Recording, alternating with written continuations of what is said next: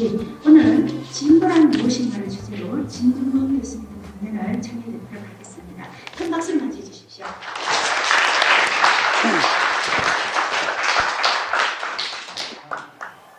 안 반가우시구나.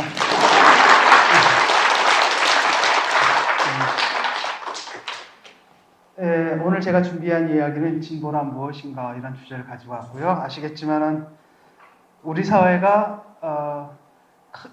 위대했던 두 가지 이야기가 이제 종언을 고한 것 같아요.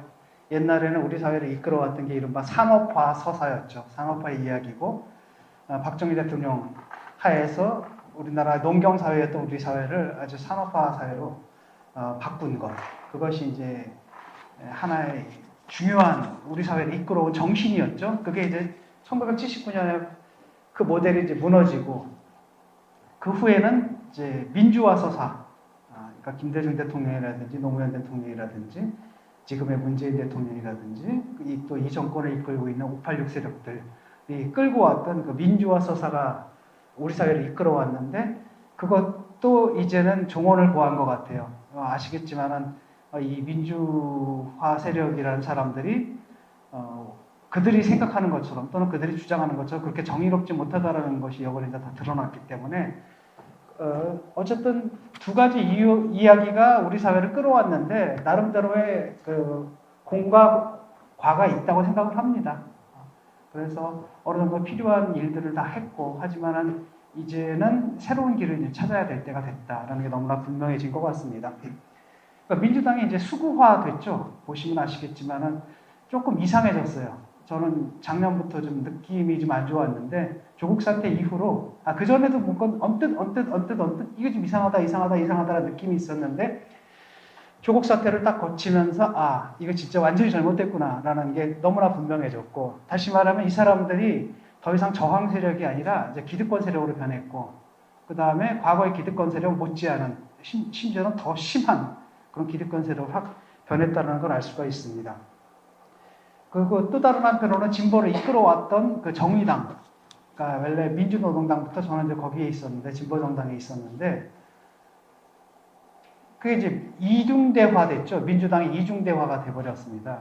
그러니까 아마 정의당 하면 여러분 딱 떠오르는 낱말이 있을 거예요. 정의당 데스노트라고. 그렇죠.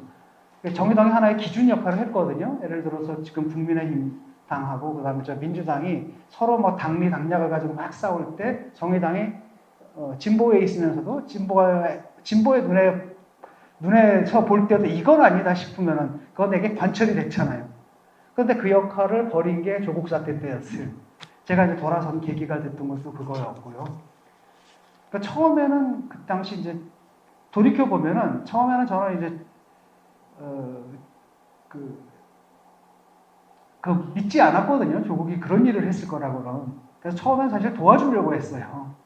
그래서 어느 날 이렇게 막 떠들었는데 청문회 과정에서 막 떠드는데 우리 학교 교수님 하나가 나한테 전화를 딱 해가지고 뭐라 그랬냐면은 진중권 교수님 지금 우리 총장님이 거짓말하는 거 아세요? 딱 이러더라고요. 근데 그 친구가 그 교수가 저보다 후배인데 1년 후배인데 그 친구가 학교 사정을 굉장히 잘하는 친구거든요. 그 다음에 제가 평소에 신뢰도 했고 나름대로 경상북도 영주 아시겠죠? 거기 경상북도에 진짜 보수 중에 고수 꼴 보수인데잖아요. 식당에 들어가게 되면 이제 식당에 막 박정희 대통령하고 유경수 여사 막 사진 걸려 있고 막 이런 동네.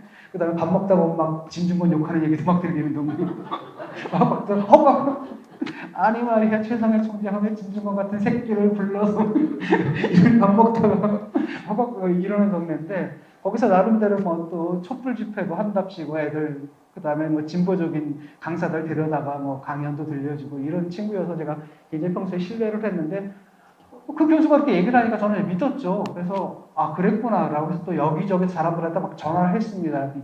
지금 저거 다 거짓말이래. 그래서 제가 유시민 씨한테 연락을 해줬어요. 당신이 알고 있는 걸 갖다가 방송에 나가서 얘기를 해라. 그래서 유시민 씨를 통해가지고 그게 이제 김어준의 뉴스공장하고 연결이 된 거예요. 그거를 제가 연결시켜줬습니다.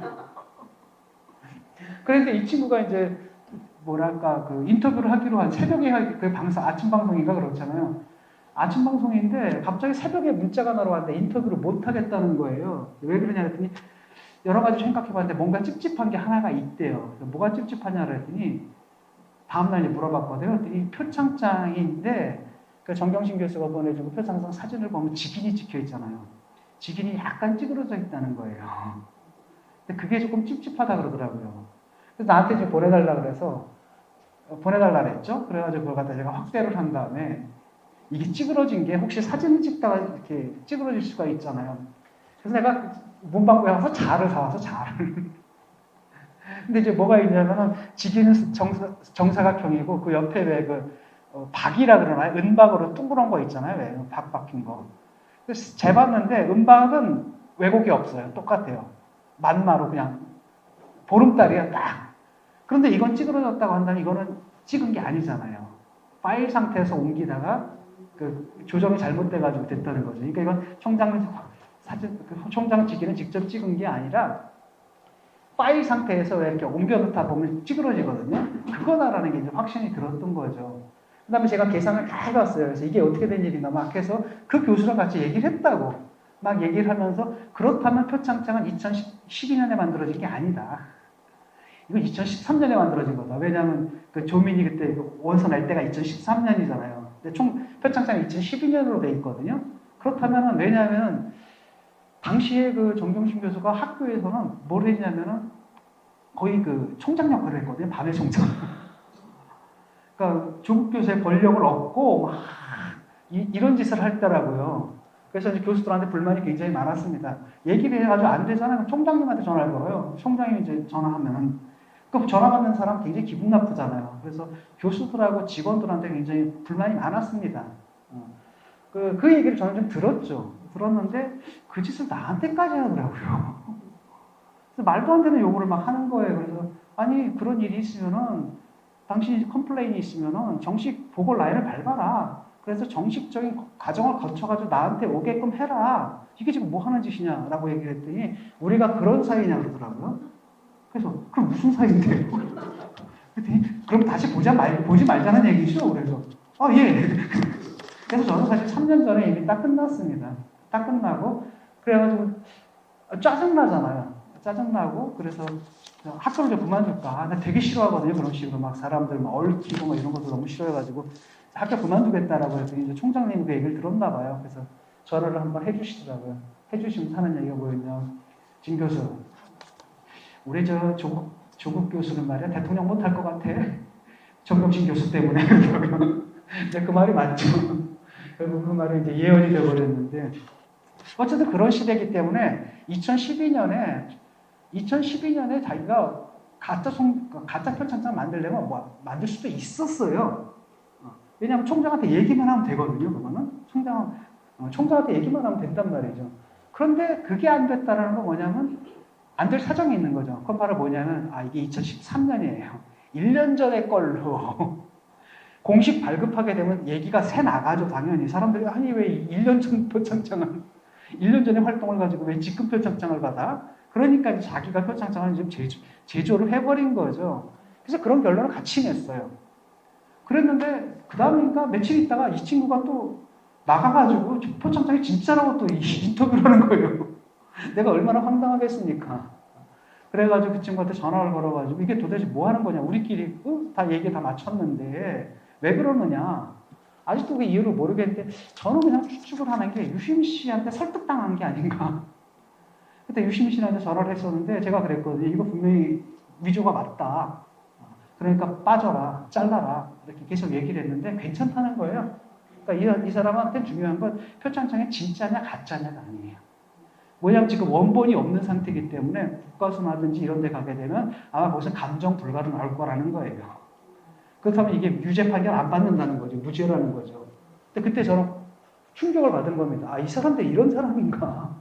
중요한 건 진리를 밝히는 거잖아요. 진실을 밝히고 그래야 되는데 이게 뭐냐면은 드러나지만 않으면 된다. 그 다음에 돌파할 수 있다. 막 이런 식으로 얘기를 하는데 내가 할 말을 못하게 만들더라고요.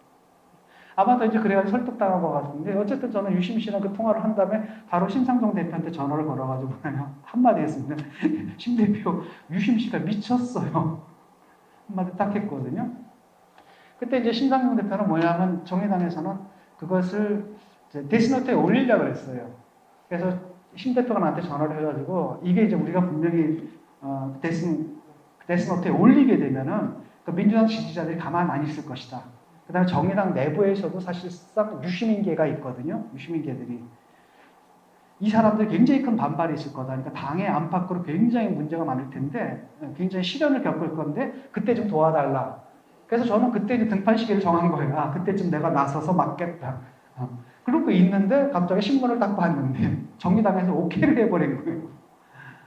황당하더라고요. 그래서 나중에 얘기를 들어보니까 전국에서 토론을 했는데 지금 어느새 정당이 성격이 변한 거예요. 우리 같은 사람들은 되게 학생운동이나 노동운동을 통해서 온 정통 좌익이잖아요.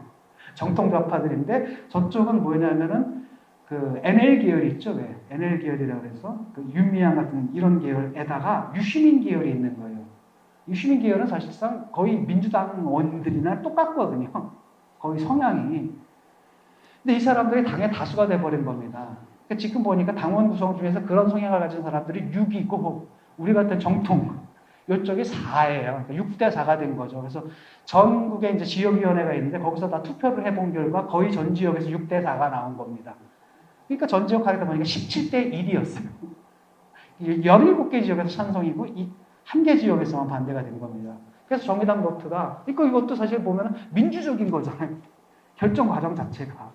당원들의 민주적인 토론을 통해서 결정된 거니까 어떻게 할 수는 없는 거잖아요. 그래서 그럼 제가 할 수 있는 일이 뭔가라고 했을 때 내가 생각했을 때 내가 이 정당을 위해서 정말로 몸 바쳐가지고 정말 지켜주고 만들고 지키고 했던 그 정당인데 내가 아는 그 정당이 아닌 거잖아요. 내가 고작 저렇게 비위를 저지른 사람들을 옹호해주는 그런 정당을 위해서 내가 젊음을 바쳤다라는 게 좀 상상이 안 가더라고요. 그 다음에 이건 내가 더 이상 지지할 수 없다. 그 다음에 또 한편으로는 이 친구가 내 친구잖아요. 그렇다고 내가 떠들기도 뭐하고. 그래서 제가 그냥 할 수 있는 건 바로 뭐냐? 탈당계를 내는 거였어요. 그래서 조용히 이제 팩스로 탈당계를 딱 냈죠. 그래서 한동안은 조용했는데, 그거를 갖다 이제 JTBC 기자인가? 그 사람이 그 사실을 안 거예요. 그래서 나한테 전화해가지고 그걸 확인하려고 하는 거죠. 그래서 제가 계속 확인을 안 해줬거든요, 그거를. 시끄럽게 하기 싫다, 시끄럽게 하기 싫다. 근데 마지막에 그분이 이제 그런 얘기를 하더라고요. 이건 굉장히 중요한 거다. 왜냐하면 당신이 탈당계를 냈다는 사실을 사회적으로 알릴 가치가 있다. 그래서 사실 제가 반쯤 설득당했죠. 왜냐하면 그 탈당계 내고서 또 안 알리는 것도 어떻게 보면 비겁한 거잖아요. 그런 생각이 들어가지고 알아서 하라 그랬더니 이제 보도가 나갔고 그때부터 이제 시작이 된 거고요. 그때만 해도 저는 어떻게 생각했냐면은 그래도 문재인 대통령은 괜찮다라고 생각을 했거든요. 문재인 대통령은 괜찮고 아마도 청와대에 옛날 586 특히 그 NL 세력들이 이렇게 들어가서 인해 장막을 치고 있기 때문에 대통령이 제대로 된 판단을 못하는 것이다. 이렇게 이제 생각을 했던 거죠. 근데 이제 그 생각을 버린 게 언제였냐면 1월 달에 신년 기자회견하면서 대통령이 뭐라고 합니까? 조국 전 장관에서 마음의 빚이 있다 그러면 그 순간 딱 뜨는 순간에 완전히 탁 뿡이 확 깨지더라고요. 아, 똑같은 사람이었구나 결국은. 그때부터 저는 완전히 돌아선 거고 대통령도 이제 포기해버린 거죠. 그래서 내가 지지할 만한 사람이 못 되는구나. 그 다음에 어떤 면에서 속았구나. 왜냐하면 문재인에 대한 신뢰가 어디서 나옵니까? 문재인 그 개인한테 나온 게 아니거든요. 노무현 대통령의 후광이잖아요. 노무현 대통령 뭐라고 얘기를 했습니까? 항상 노무현의 친구 문재인이 아니라 문재인의 친구 노무현입니다. 이럴 정도 굉장히 신뢰했던 사람이니까 아니 노무현 대통령이 신뢰했던 사람이라면 나도 신뢰할 수 있다 이런 생각을 가졌던 건데 이분은 노무현 대통령과 철학이 다른 거예요. 아예. 노무현 대통령 같으면 그때 어떻게 했습니까? 정면 돌파했을 거라고 보더니 딱 잘랐을 거라고 봐요 저는. 그게 확신합니다. 그런 다음에 거짓말 안 했을 거예요 그분은. 불리한 거 있으면 그대로 다 얘기를 하고 오히려 정면 돌파라는 사람이라는 거예요. 이 사람들은 거짓말을 하잖아요. 그 다음에 대통령의 문제의식이 없는 거예요. 그래서 그때부터 내가 지지를 못하겠다. 그리고 근데 사실은 그때 이미 제가 이제 9월 초에 탈당계 낼 때 이미 사직서를 써놨어요. 왜냐면 내가 이제 나중에 알고 보니까 조국이 소개한 것도 아니더라고요. 원래 학교에서 날 부르려고 했고, 조국 그 친구는 나한테 연락만 해준 거거든요. 근데 그 당시 상황에서는 난 이 친구가 나를 거기 소개시켜준 걸로 알고 있기 때문에 이것도 그럼 운동은 특혜잖아요. 생각해보면. 그거는 좀 아닌 것 같다 싶어서 이미 써놨죠. 써놓고 들고 다니다가 마지막에 이제 이게 총장에 대한 공격이 시작됐잖아요. 근데 이게 사실은 지방대 총장을 왜 공격합니까? 국회의원이 6명이 달라붙은 거예요. 그 공격한다고. 그러니까 그 다음에 교육부에서 감사를 나오는데 감사를 나와서 어떻게 하냐면은 이사록 있죠. 이사회 회의록 있죠. 20년치를 가져간 거예요. 트집 잡겠다고. 그걸 다 해가지고 그 중에서 어떤 부분 트집 잡아서 그 규정도 3년 전에 만들어진 규정을 10몇 년 전에 소급 적용을 해가지고 총장을 자른 거예요. 총장을 나가라고 한 거죠. 그래서 총장님이 이제 버티려고 했던 것 같아요. 그래서 근데 제가 딱 볼 때는 좀 아닌 것 같더라고요. 왜냐하면 총장님의 그 학력 문제 있었잖아요. 근데 이분이 뭐 석사까지는 있는데 그 단국대 날 몰랐던 것 같아요. 그때 그 운동 이 단국대 같은 경우는 이분이 진짜 졸업한 걸로 처리된 걸로 알고 있었고요. 나머지는 명예박사인데 그걸 박사로 한 거잖아요. 학자는 있었는데 어쨌든 학력 자체를 속인 거는 분명히 사실이기 때문에 이 부분은 뭐 책임을 져야 된다고 저는 생각을 했고 또 하나는 견디지 못할 것이다. 그래서 제가 이제 사직서를 딱 내고 시험 딱 끝나고 성적차이 딱 끝난데 바로 사직서를 탁 내버렸죠. 화가 난 겁니다. 아니 그 지방대 총장을 가지고 총장님은 그때 사퇴한다라 하는데 그 다음에 뭐라 그러냐면 사퇴도 하지 말라는 거예요. 사퇴도 허용 안 했어요. 우리가 자르겠다는 거지. 근데 그런 걸 딱 보는 순간에 제가 이제 확 돌아버린 거죠. 그래서 싸워야겠다 싶어서 바로 이제 넣었죠. 넣었는데 보니까 이게 들고 다니다 보니까 찢어졌잖아요. 그래서 그거를 문방구에 가서 스카치 테이프로 뒤로 붙여서 복사를 해가지고 학교에다 팩스를 딱 넣고 그때부터 이제 본격적으로 이제 싸움을 시작하게 된 거죠. 그러니까 그전에도 제가 당했는데 이명박 정권 때도 당하고 그 다음에 박근혜 정권 때도 당했는데 그러니까 그와 똑같은 짓을 그 다음에 그보다 더한 짓을 하는 거잖아요. 저는 너무나 실망했고 이건 문제가 있다. 다른 건 몰라도 이런 겁니다. 예컨대 국민의힘 이쪽 사람들은 원래 나쁜 놈이잖아요. 얘네들은 근데 문제는 뭐냐면 나쁜 놈인데 착한 척을 해요. 그럼 어느 놈이 더 나쁩니까? 그렇거든요. 오케이, 어차피 정치인은 여야 다 나쁜 놈이거든요. 근데 이쪽은 차라리 예측이 가능해. 원래 나쁜 놈이니까. 근데 이쪽은 뭐냐면 착한 척을 하잖아요. 똑같이 나쁜 놈이면 착한 척을 한다는 겁니다. 그 다음에 더 문제가 되는 건 이런 거죠. 옛날에는 뭐 보수든 진보든 간에 일단은 자기들이 잘못을 했잖아요. 그럼 반성했어요. 사과했습니다. 일단은 사과하고 반성했어요. 실제로 반성했는지 안 했는지 모르지만 적어도 반성하는 척은 했어요. 그렇죠? 이 사람들 반성 안 하잖아요. 사과 안 하죠? 자기들이 잘못 안 하고 기준이 잘못된 거예요. 자기들이 잘못한 게 아니라 검찰이 잘못한 겁니다. 그 다음에 자기들이 잘못한 게 아니라 그래서 유죄 판결이 나오잖아요. 그럼 사법부가 잘못한 거예요. 그 다음에 자기들의 비리가 폭로가 되잖아요. 그럼 언론이 잘못하는 겁니다. 그러니까 자기들 비리가 폭로가 되면은 그걸 다 고치고 반성하는 게 아니라 뭐가 되는 거니까 오히려 그거를 개혁 과제를 갖는 거예요. 그래서 검찰 개혁을 해야 돼. 그 다음에 유죄가 나오면 사법 개혁을 해야 돼. 그 다음에 언론에서 폭로가 나오면 언론 개혁을 해야 돼. 이런 식이 되다 보니까 이 사람들은 역대로 이런 정권은 없었지 않느냐. 그래서 요번에 저희가 낸 책이 한 번도 경험해 보지 못한 나라라고 낸 게 이제 바로 그런 이유입니다. 그래서 진보라는 사람들이 자칭 진보라는 사람들이 이렇게까지 타락을 할 수 있는가 이게 이제 저의 이제 문제의식이었습니다.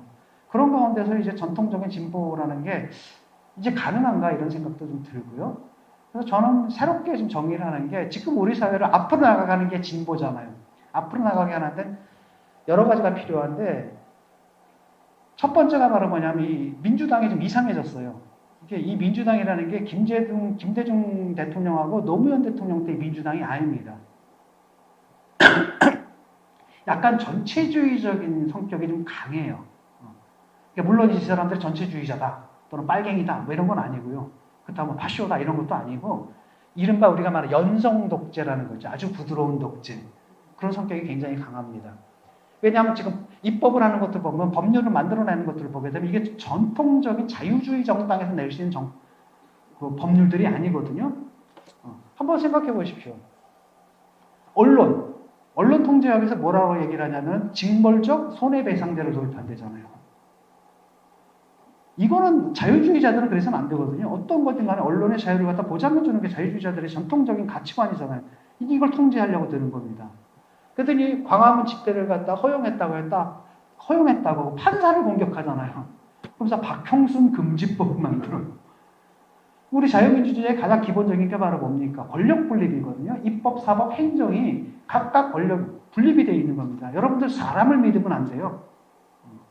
시스템을 믿어야 됩니다. 지금 저 사람들이 마음대로 못하는 것도 우리가 시스템이 남아있기 때문에 마음대로 못하는 거예요. 그런데 막 사법부를 공격하잖아요. 그러니까 매번 입법하는 게 시민의 자유주의적인 권리를 제한하는 거예요. 그렇죠. 언론의 자유를 갖다 제한하고, 그 다음에 집회의 자유를 제한하고, 이런 법률들을 만든다는 겁니다. 그 다음에 또 뭐가 있냐면은 과거사 처벌법? 아니, 역사라는 것은 늘 토론이 돼야 되는 거잖아요. 예컨대 식민지 역사도 그렇고, 그 다음에 5.18도 그렇고, 항상 새로운 사실이 열려져 있어가지고, 그 다음에 역사는 매번 다시 쓰여져야 되는 거거든요. 그런데 어떤 발언을 한다 그래서 이걸 처벌하겠다. 이건 말이 안 되는 거죠. 학계에서 논의해야 할 사안이잖아요. 그렇죠. 그게 사실이 있었는지 없었는지, 그 사실을 이렇게 해석하는 게 옳은지 저렇게 해석하는지 옳은지를 학계에 맞춰놔야지 자기들이 딱 도구마를 만들어 놓고 거기서 벗어나는 의견을 말하는 사람은 처벌하겠다. 이거는 자유주의자가 할 수 있는 발상이 아니잖아요. 학문의 자유를 갖다 이제 억압을 하는 거고요. 또 하나는 뭐냐면 잘 생각해 보세요. 여러분 그 몇 년 전에 기억나세요? 그 테러 방지법 나왔을 때 민주당에서 엄청나게 반발했죠. 왜냐하면 테러 방지를 빌미로 해가지고 시민들의 사적인 정보를 마구 들여다본다라든지, 그렇잖아요. 국가라 하더라도 내 침실을 들여다볼 수는 없는 거잖아요. 이게 자유주의적인 가치잖아요. 그런데 사실 테러라든지 이런 위험이 있을 때는 국가에서 그런 절대로 침해에 대해서는 안 되는 또 개인정보라든지 이런 것들이 침해해도 된다는 법이 그거잖아요. 그거 반대했던 게 누구예요? 민주당 사람들이란 말이죠.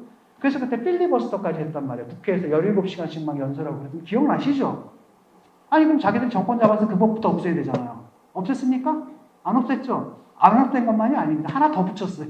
거기다 코로나를 첨부했어요. 지금.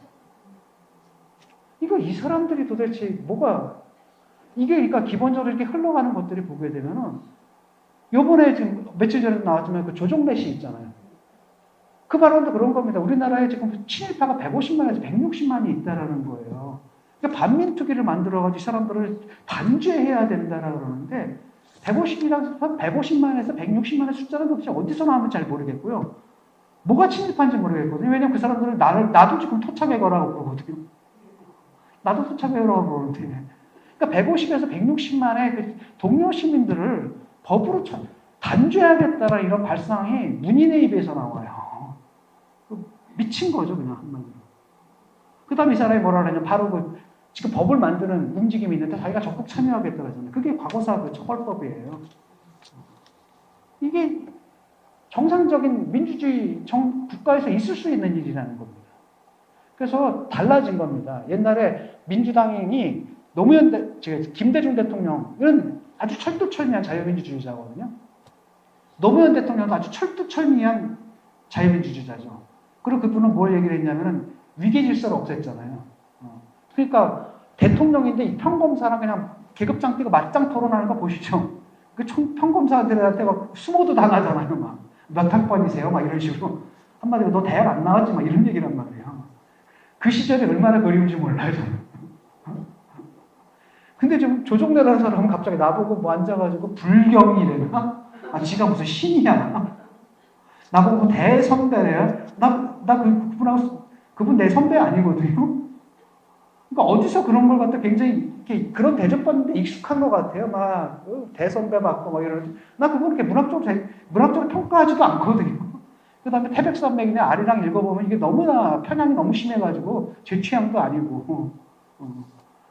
근데 그 사람이 뭐 대선배가 어쩌고저쩌고 그 다음에 대통령의 딸을 모독을 했다는 거. 아니 뭘 딸 좀 모독 좀 하면 어때? 아니 대통령도 아니고 대통령도 모독하는데. 그럼 이 사람들 사고방식이 이게 자유민주주의 사고방식이 아닌 겁니다. 그래서 왜 그랬느냐 하면은 옛날에 김대중 때부터 이미 운동권이 정치권에 들어가잖아요. 그게 이제 386입니다. 그래서 아마 그때 기억나실 거예요. 젊은 피 수혈 이런 말이 있죠. 그래서 들어갔던 애들은 그때는 그냥 죽어서 지낸 겁니다. 죽어서 지냈고 누구의 통제하에 있냐면 김대중 대통령이 워낙 카리스마가 강하잖아요. 그냥. 그렇죠. 카리스마가 강하기 때문에 그 밑에 눌려 지낸 거고 노무현 대통령만 해도 아주 철학이 뚜렷한 분이기 때문에 그 밑에서 그냥 지냈던 겁니다. 그런데 지금 두 분 대통령 가셨죠. 그 다음에 이 사람들이 머리가 큰 거예요. 386이었는데 지금 뭐가 된 거예요? 586이 됐죠. 당을 장악했죠. 지세상 만난 겁니다. 근데 문제는 말은 뭐냐면은 노무현 대통령하고 김대중 대통령이 정치의식을 형성하는 과정하고 이 386 세력들이 정치의식을 형성하는 과정이 달라요. 제가 그 세대잖아요. 우리 때는 굉장히 급진화됐거든요. 70년대 운동권 세력들은 자유민주주의자들입니다. 그래서 운동권 노래가 다 미국 노래예요. 뭐 훌라송 아시죠? 뭐 우리들은 정의받아 훌라 훌라 미국 노래죠. 그다음 와서 모여 함께 하나가 되자. 그렇죠. 미국 노래입니다. 그런데 광주를 딱 겹치면서 굉장히 급진화되고 이념화돼요. 그러면서 미국 노래가 아니라 그때부터는 이제 굉장히 민족주의적인 노래. 그 중에 하나가 이제 그 조국 수석이 올렸던 죽창가 뭐 이런 거, 뭐 살벌한 노래들. 우리가 그렇게 됐기 때문에 우리는 뭐라고 생각했냐면 그 PD든 NL이든 간에 이건 부르주아 체제고 국가라는 것은 부르주아의 이익조정위원회에 불과하다. 타도해야 된다. 혁명해야 된다. 이런 생각을 했잖아요. 그렇기 때문에 자유민주주의 자체를 갖다 우습게 봤던 사람들이에요. 그러니까 정치의식이 그렇게 형성돼 버린 겁니다. 근데 이제 저 같은 사람은 1989년에 이제 사회주의가 몰락을 하잖아요. 그러면서 내가 가졌던 이념이 잘못된 게 실천적으로 입증된 거잖아요. 아니 칼막스는 자본주의가 망한다 그랬는데 망하는 건 자본주의가 아니라 오히려 뭐가 망했어요? 현실 사회주의가 망했다 그러면 이론이 잘못된 거잖아요. 그렇죠? 그때부터 저는 이제 생각한 겁니다. 내가 뭘 잘못 생각했을까? 그래서 독일 이제 가서 봤어요. 독일 가서 봤더니 유럽을 보니까 차라리 소련보다 훨씬 나은 겁니다. 스웨덴 같은 나라는 여성 평등률도 소련보다 훨씬 나아요. 그 다음에 노동자들의 복지도 동독보다 서독이 훨씬 낫습니다. 동독은 30일 휴가인데, 그 다음에 그 트랍이란 똥차 있죠, 왜? 그거 몰고 카스피해를 휴가를 가는데, 서독 사람들은 그래도 뭡니까, 폭스바겐? 이거 타고 40일 휴가를 가요. 그 다음에 걔들은 자동차만 타고 가는 게 아니라 비행기로 가죠. 카리브해를 간다라든지. 이 여러 가지 보니까, 이게 노동자를 위한 나라라고 하는데, 오히려 자본주의 국가가 여러 가지 평등의 측면이라든지, 왜냐하면 공산주의 국가는 또 공산당들이 특권 세력이 되잖아요. 그렇죠? 그런 걸 딱 비교해보면 여러 가지 평등 지수라는 게 오히려 북유럽 쪽에 훨씬 더 높더라는 겁니다. 그 다음에 노동자들의 복지도. 그렇다면 우리가 원래는 뭡니까? 이념을 위해 싸운 게 아니라 노동자들을 위해 싸운 거잖아요. 라고 하면 다른 생각을 갖게 되는 거죠. 그런 다음에 거기서 뭘 봤냐면은 우리는 항상 우리 뜻을 이루기 위해서 상대를 적이죠. 계급의 적을 없애고. 이런 생각 방식이 아니라 대화와 토론으로 의회에서 대화와 토론으로 문제를 해결하는구나. 상대를 적으로 간주하는 게 아니라 이견으로 간주하고 인정하는 가운데서 서로 다름을 어떻게 극복해 나가는 거 그게 민주주의구나는 걸 배운 거죠. 그래서 저는 거기서 배운 게 바로 뭐냐 자유민주주의라는 것은 좌우를 떠나서 이 규칙이다. 누구나 합의하는 규칙이다. 상대를 적으로 간주하지 않는다. 상대의 다름을 인정한다. 그 다음에 토론하다가 합의가 안 될 수도 있잖아요. 그럼 뭐라고 그러냐면 그래요? 우리가 여태까지 토론했는데 합의가 안 되는군요. 우리가 여기 대해서 이견을 갖고 있는다는 이 사안에 대해서 서로 이견을 갖고 있다는 데 대해서 동의합시다. 이게 민주주의자 자세라는 거예요. 이걸 배웠고 그런 가운데서 그러니까 쉽게 말하면 현실에서 작동 가능한 사회주의는 유럽에 있잖아요. 유럽에 보면은 현실 사회주의는 다 망했지만 사회주의 원칙이라는 게 자유민주주의와 결합해서 훨씬 더 잘 발휘될 수 있다는 걸 본 거죠. 그래서 저 같은 경우는 이제 유럽식 사회주의, 그러니까 삼인주의라고 하는 그쪽으로 이제 생각을 바꾼 거죠. 그러면서 우리가 잘못했던 것들, 굉장히 독단적이었구나 이런 것들을 그런 반성할 기회가 저한테 유학 중에 있었던 겁니다. 그래서 돌아와가지고 이제 그럼 우리 옛날에 혁명론을 버리고 밖에 싸우는 게 아니라 안으로 들어가자, 의회 안으로 들어가자. 그래서 이제 만들어진 게 민주노동당과 같은 거였잖아요. 그렇게 이제 사유가 발전했는데 이 사람들 같은 경우는 그런 반성을 할 기회가 없었던 거예요. 그냥 들어간 겁니다. 들어가서 이 자유민주주의 정치를 그나마 이제 김대중 대통령하고 노무현 대통령 밑에서 조금씩 배워나간 겁니다. 그런데 여전히 뭐가 남아있냐면 아직도 이 사람들의 사고방식은 이 세계관이 그대로 남아있는 거예요. 그게 언뜻 발현되다 보니까 이 본인들은 그게 뭐가 문제인지도 모를 거예요. 조정래 선생도 아마 그럴 겁니다. 아니 친일파 처단하는데 뭐가 문제야 이럴 거예요. 진중권 자식 저거 왜 반대해? 내가 친일파 처단하지 않았는데 저는 토착이고 아니야? 이렇게 생각할 거라는 겁니다. 그러니까 자기들이 뭐가 문제인지 모른다는 겁니다. 왜? 애초에 세팅 자체가 잘못되어 있기 때문에. 그러니까 이런 사고방식을 갖고 있기 때문에 이 사람들은 자유민주주의가 아니라 그 인민민주주의예요. 인민민주주의의 특성은 바로 뭐냐? 다수결입니다. 그냥. 다수결이에요. 인민의 의지를 직접 대변한다는 거고 다수결입니다. 근데 우리가 자유민주주의라고 했을 때 자유민주주의는 바로 뭐냐면 다수결로만은 안 되는 거예요. 왜? 다수결로 모든 걸 통과하게 되면 이 다수의 폭력이 될 수가 있잖아요. 다수의 횡포가 될 수 있기 때문에 자유주의는 아무리 국가다 하더라도 한 개인, 너희들이 다수결로 합의한다 하더라도 너희들이 합의한다 해서 내가 갖고 있는 내 권한을 뺏을 수는 없는 거야. 내 개인으로서 투표권이라든지 참정권이라든지 아니면 내 사유재산이라든지 아니면 내 사생활을 이것을 너희들이 뺏을 수 없는 거야. 그런 거죠.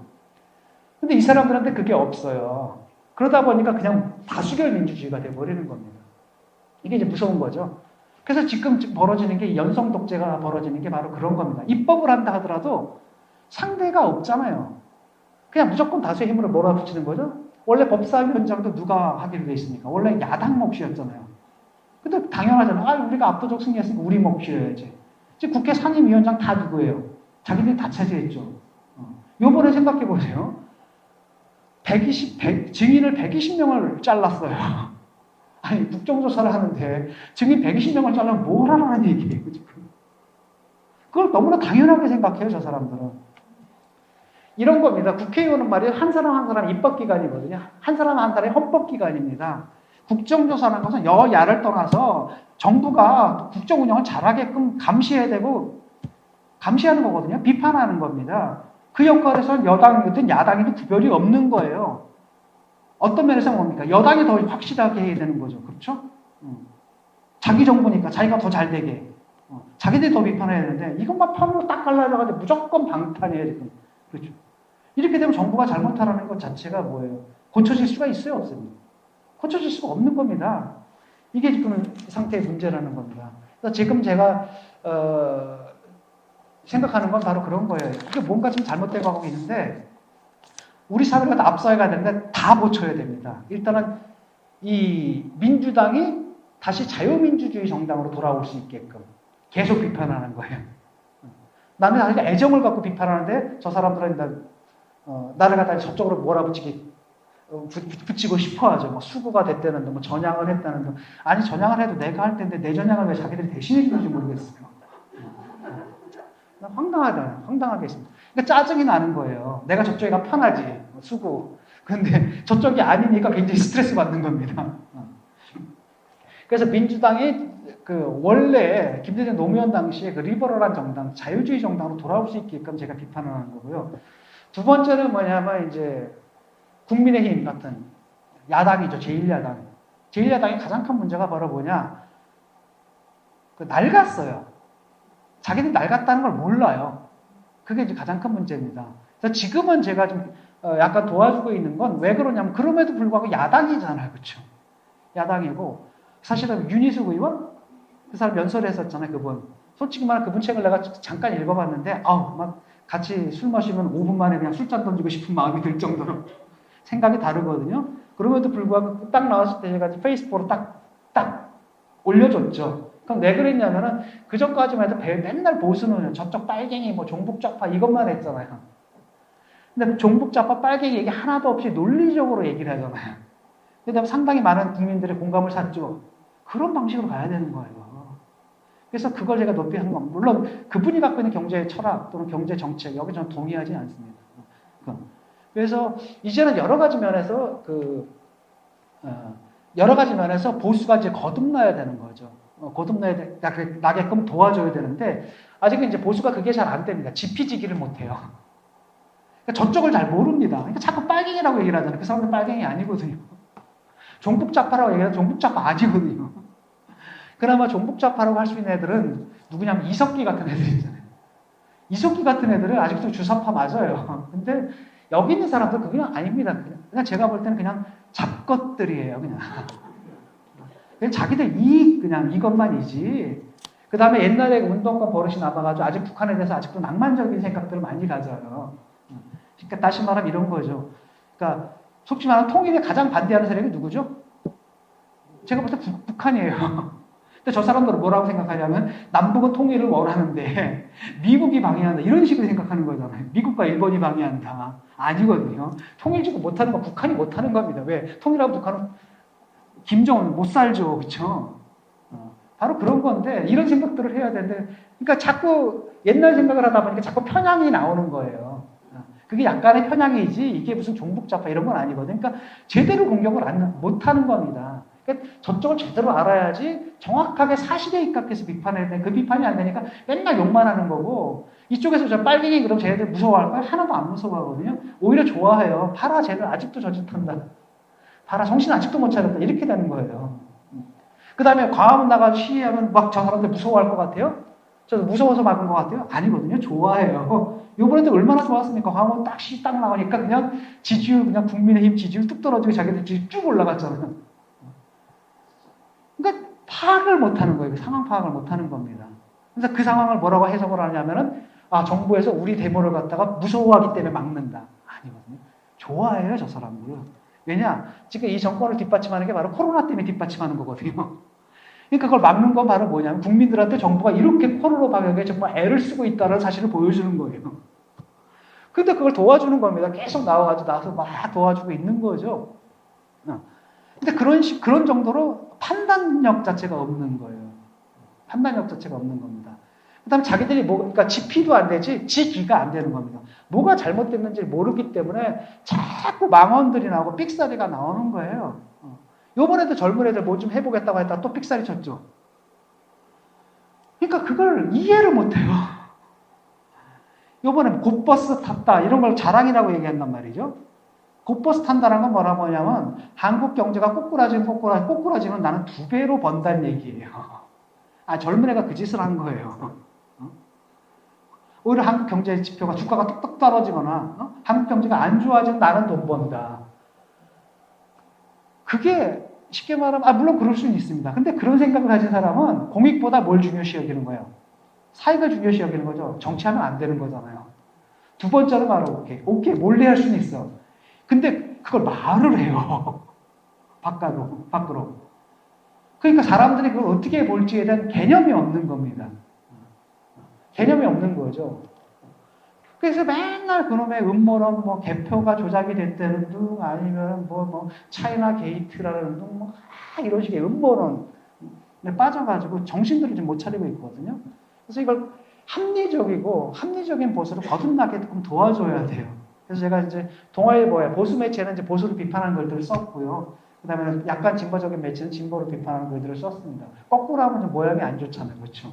보수에 가가지고 진보 욕하고 진보 매체 가서 보수 욕하면 안 좋기 때문에 거꾸로 했습니다. 그래서 되도록 예컨대 국민의힘에서 뭔가 합리적인 정책을 내거나 아니면은 요번에 정강정책 같은 거 나왔을 때 제가 볼 때 괜찮았거든요. 그러면 그거 제가 평가를 해준다라든지 이런 식으로 그들이 개혁을 하고 거듭나는 것을 지원하고 도와주는 역할들은 그게 이제 저는 우리 사회를 앞으로 나가는 길이고 내모는 길이고 그게 또 하나의 진보라고 봅니다.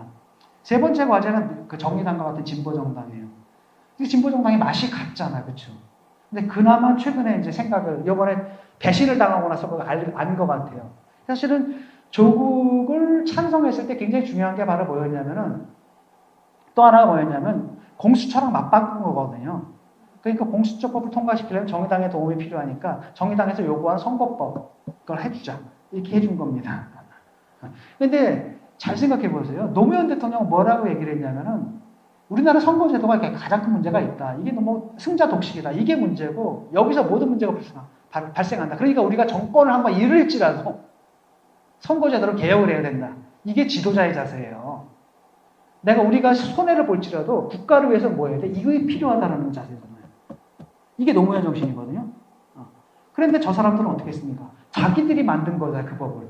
자기들이 무력화시키죠. 위성정당, 괴뢰정당 만들어가지고. 거기에 이제 된통 한 대 맞은 겁니다. 그러니까 배신을 당한 거죠. 그때서야 정신 차려가지고 조금 요즘 나아지려고 하는데 앞으로 더 나가야 됩니다. 옛날에 뭐였냐면 진보정당은 집권을 못한다 하더라도 끌고 가는 역할을 했거든요. 견인하는 역할을 했습니다. 지금 민주당에서 쓰는 여러 가지 정책들이 있죠. 발표하는 정책들이 상당 부분이 원래는 진보정당에서 먼저 내놓은 것들을 베낀 거예요. 벤치마킹에 간 거거든요. 이번에 그 김종철 대표, 새로 신임 대표가 내가 나서서 이제는 민주당을 정의당의 정책 이중대를 만들겠다. 라고 한 게 바로 그겁니다. 그러니까 정치를 하는 게 결국 뭐예요? 세계를 바꾸기 위해서, 나라를 바꾸기 위해서 하는 건데 가장 좋은 방식은 집권을 하는 거죠. 권력을 잡는 거죠. 하지만 소수로서 권력을 잡지 못할 경우에 그렇다고 내버려둘 수는 없는 거잖아요. 권력을 잡지 않아도 사회를 바꾸는 길이 있다고 한다면, 즉 민주당을 통해서라도 의회적으로 바꾸는 길이 있다고 한다면 그것도 집권하는 것과 크게 다르지 않은 효과를 낼 수가 있는 거죠. 그런 식으로 진보가 변하게끔 계속 비판하고 또 잘하면 칭찬해주고. 제가 여기 보면 국회에서 딱 두 사람 보입니다. 국회의원 중에서. 누가 보입니까? 여성 의원, 젊은 애들. 유호정하고 장혜영. 그 다음에 용해이니까 기본소득당. 대개 이제 진보용당이네요. 나머지 국회의원 170명 있잖아요. 민주당 국회의원 176명은 존재가 없어요. 그냥 거수기입니다. 손 들어가 그럼 쫙 흔들죠. 대표가 입 닫아 그럼 쫙 항부하죠. 이게 전체주의 정당이 돼버렸거든요. 개성이 없습니다. 그 다음에 자기 목소리 내면 얻어맞아요. 금태섭 의원처럼 잘려버려요. 자기 목소리도 못 내는 겁니다. 그런 가운데서 굉장히 열심히 활동을 하고 있고 저는 이런 방향으로 가야 된다. 다른 정당들도 좀 보고 배워라. 그래서 정당이 과거보다 좀 계속 나아져야 되는데 계속 후퇴만 하고 있는 것 같고요. 마지막으로 네 번째는 저는 이제 시민단체입니다. 옛날에 아마 총선 참여 예컨대 총선 시민연대라든지 이런 거 있었죠. 시민연대가 뭐의 역할을 했냐면 심판의 역할을 했거든요. 여든 야든 잘못하면 호루라기를 불었어요. 근데 요즘 참여연대에서 논평 나온 지 굉장히 오래됐죠. 이 정권 들어와서 논평 하나도 없어요. 왜냐하면 참여연대 사람들 다 거기 들어갔거든요. 그러니까 노무현 정권하고 김대중 정권 때만 해도 괜찮았습니다. 그 일부 사람들이 들어갔잖아요. 그러니까 그 다음에 이 사람들이 저는 그게 가능하다고 보거든요. 아니 시민단체에서 활동한 그런 경험들을 노하우를 가지고 정치권에 들어가서 시전하는 건 옳다고 봐요. 당연히 그래야 된다고 보는데 문제는 뭐냐면 그렇게 들어간 사람들이 거기서 결탁을 해버린 거예요. 결탁을 해버리고 권력의 일부가 돼버린 겁니다. 그래서 두 정권, 즉 김대중 노무현 정권 10년을 거치면서 권력과 돈이 이제 결탁하는 구조 있죠. 그 다음에 시민단체가 자기 재정이 없으니까 대부분 다 누구 지원을 받아요? 정부 지원을 받죠? 정부 지원을 받거나 지자체 지원을 받거나 그러면 그들에게 쓴소리 할 수 있어요? 없어요? 못하게 되는 겁니다. 그래서 여기서 그래서 뭐 하냐면 시민단체가 뭐 하냐면 계속 어용 노릇을 해주는 거예요. 어용 노릇을 해주다가 그 역할을 인정을 받아가지고 뭐가 되는 거 국회의원으로 되는 거죠. 그 대표적인 게 윤미향 같은 사람인 거죠. 사고 치잖아요. 그렇죠? 지금 나와가지고 지금 검찰개혁이니 그래가지고 막 난리치는 사람들 있잖아요. 정말 완장찬 애들 있죠. 쇠돌이들. 그냥 막가파 애들. 얘들 다 시민단체 출신이에요. 민변이니 뭐니 이런 애들입니다. 더 해요. 이번에 나경원에 13번 고발한 사람이 있죠. 민생 뭐 어쩌고저쩌고. 시민단체잖아요. 그 친구도 또 무슨 또 민주당하고 또 연결이 돼 있더라고요. 공천위원 한다는 뭘 한다는가? 그러니까 하는 일이 그거예요. 저쪽이 정부에서 원하는 일을 해주는 겁니다. 그래서 정부를 대신해가지고 고발을 해주는 거죠. 일종의 해결사 역할을 해주는 거예요. 그래서 나중에 이제 그쪽으로 들어가 버리고 유착 관계가 되다 보니까 시민단체가 제소리를 못 내고 있습니다. 논평이 안 나오고 있잖아요. 그러니까 김경률 회계사가 나온 게 바로 그것 때문이에요. 아니 조국 사태 같은 경우에 만약에 조국이 저쪽 편이어서 우리가 이랬겠느냐라는 거거든요. 저쪽 편이어서 요만한 거 하나라도 의혹이 있으면 딱 제기하고 해명하라라고 비판을 했던 게 시민단체였는데 조국 나오니까 사람들이 말이 다 달라지더라는 거예요. 그러니까 이 사람 욕을 바가지를 해서 그냥 나와버린 겁니다. 이게 도대체 뭐냐라는 거죠. 그래서 시민단체가 다시 서야 됩니다. 제3의 섹터가 있어야 돼요. 근데 이 시민단체에 있는 사람들은 원래 심판을 역할을 해야 되고 호루라기를 불어야 될 사람들이 다 뭐가 되냐? 선수가 됐어요. 선수가 돼서 그라운드로 다 들어가 버렸어요. 그 다음에 그 선수들 중에서도 뭐냐면 아주 악질적인 선수. 온갖 반칙을 갖다 도맡아서 해주는 그런 악질 전적. 왜냐? 이 사람들은 정치적인 지지 기반이 없거든, 당내. 그러니까 자기 자신이 살려면 더 악질적인 역할을 해줘야 되는 거예요. 이걸 딱 보니까 도대체 이게 뭐냐? 언제 우리가 이렇게 타락을 했느냐? 이러면은 사실은 뭐예요? 진영으로 갈라질 수밖에 없습니다. 편으로 갈라지는 거죠. 편으로 갈라지게 되다 보면 결국 어떻게 되는 거냐면 내 편은 무조건 옹호해줘야 돼요. 왜? 이 전쟁이 되면. 그렇죠? 그다음 상대는 무조건 잘했든 못했든 간 상대는 무조건 공격해야 되는 겁니다. 근데 그 짓을 양쪽에서 한다고 생각해 보세요. 옛날엔 그래도 잘못을 하면은 여야가 합의하는 또 진보 보수가 합의하는 사회 전체가 합의하는 기준에 따라서 여든 야든 간에 물러나게 했잖아요. 옛날에 장상 총리가 김대중 대통령 시절에 뭐 때문에 물러났습니까? 총리 서기만 하다가. 딱 하나였거든요. 위장 전입이었어요. 근데 지금 그로부터 23년이 지났는데 지금 바로 보세요. 그 조국 혐의를 보세요. 몇 가지입니까? 본인 혐의가 11가지고 가족 혐의가 다 합해서 22가지인가 그렇거든요. 그 다음에 지금 구속도 되고 가족이 지금 동생 구속됐지 뭐예요. 그 조카 구속됐지 아내도 구속됐지 막 이런데도 그런 상황인데도 임명을 하잖아요. 그러니까 이게 도대체 뭐냐. 그러니까 솔직히 말하면 어떤 공직자도 그 조국 가족만큼의 혐의를 뒤집어 쓸 만한 사람은 없을 것 같아요. 대한민국에서. 다시 안 나올 것 같거든요. 그것은 바로 뭐냐면 개나 소나 어떤 그 누구든지 임명이 될 수 있다는 얘기예요. 다시 말하면 청문회 절차가 의미가 없어졌다는 겁니다. 그냥 아무나. 그게 윤리적인 역할을 없애버리고 윤리적 기능을 없애버리고 뭐라고 하냐 무조건 그냥 법적으로만 문제가 없으면 불법만 아니면 된다 이러다 보니까 나중에 불법이다 하잖아요. 그럼 뭐라고 해야 또 말이 바뀝니다. 그거 누가 잘못한 거야? 검사가 잘못한 거예요. 그 다음에 판사가 잘못한 겁니다. 그래서 이제 검찰 개혁을 해야 되는 거고요. 이제 사법 개혁을 해야 되는 거예요. 거꾸로 가거든요, 저 사람들은. 이런 상황이라는 거죠. 그래서 대개 보면 이 사람들이 내가 볼 때는 굉장히 극우파적이에요. 극단주의적입니다. 이런 이제 얘기가 있습니다. 연극인데 독일에서 나온 연극이거든요. 1900 몇 년도더라? 80년대 중반인가 독일에서 히틀러 일기 사건이 있었어요. 경매장인가 어디인가 히틀러 일기가 나온 거예요. 히틀러 일기가 나온 겁니다. 그러니까 막 극우파들이 너무 좋아한 겁니다. 총통의 일기. 우리 총통 각하 일기가 나왔으니까 막 극우파들이 막 열광을 한 거죠. 근데 나중에 딱 보니까 그게 이제 위조예요. 당연히 위조겠죠? 위조인데 뭐냐면 그 일기에 쓰인 그 종이 있죠? 종이가 1950년대 이후에 만들어진 거예요. 근데 히틀러는 45년에 죽었잖아요. 그렇다면 우리는 뭐라고 해야 되냐면 정상적인 사고방식을 가진 사람들은 뭐라고 해야 되냐면 그렇다면 일기가 위조다 이렇게 가야 되죠. 극우파들은 다릅니다. 뭐라고 하는지 아세요? 아 그래? 그렇다면 총통은 아직 살아계시다 이렇게 가요. 그렇잖아요. 저 사람들이 그런 거예요. 유죄가 나오면 아 그럼 잘못했구나가 아니죠. 그러면은 판사가 잘못한 것이다 이렇게 가는 거예요. 그러니까 이게 한 번도 경험해보지 못한 나라를 이제 만들어 버린 거죠. 그래서 제가 지금 하고 있는 건 바로 이 네 가지를 하고 있는 겁니다. 첫째, 민주당이 지금 저 사람들이 사고방식은 자유민주주의가 아니라 굉장히 인민민주주의적 사고방식을 갖고 있는 겁니다. 그걸 갖다가 되돌려줘야 돼요. 그 다음에 지금까지 그 국민의힘은 보수가 뭔지를 잘 몰라요.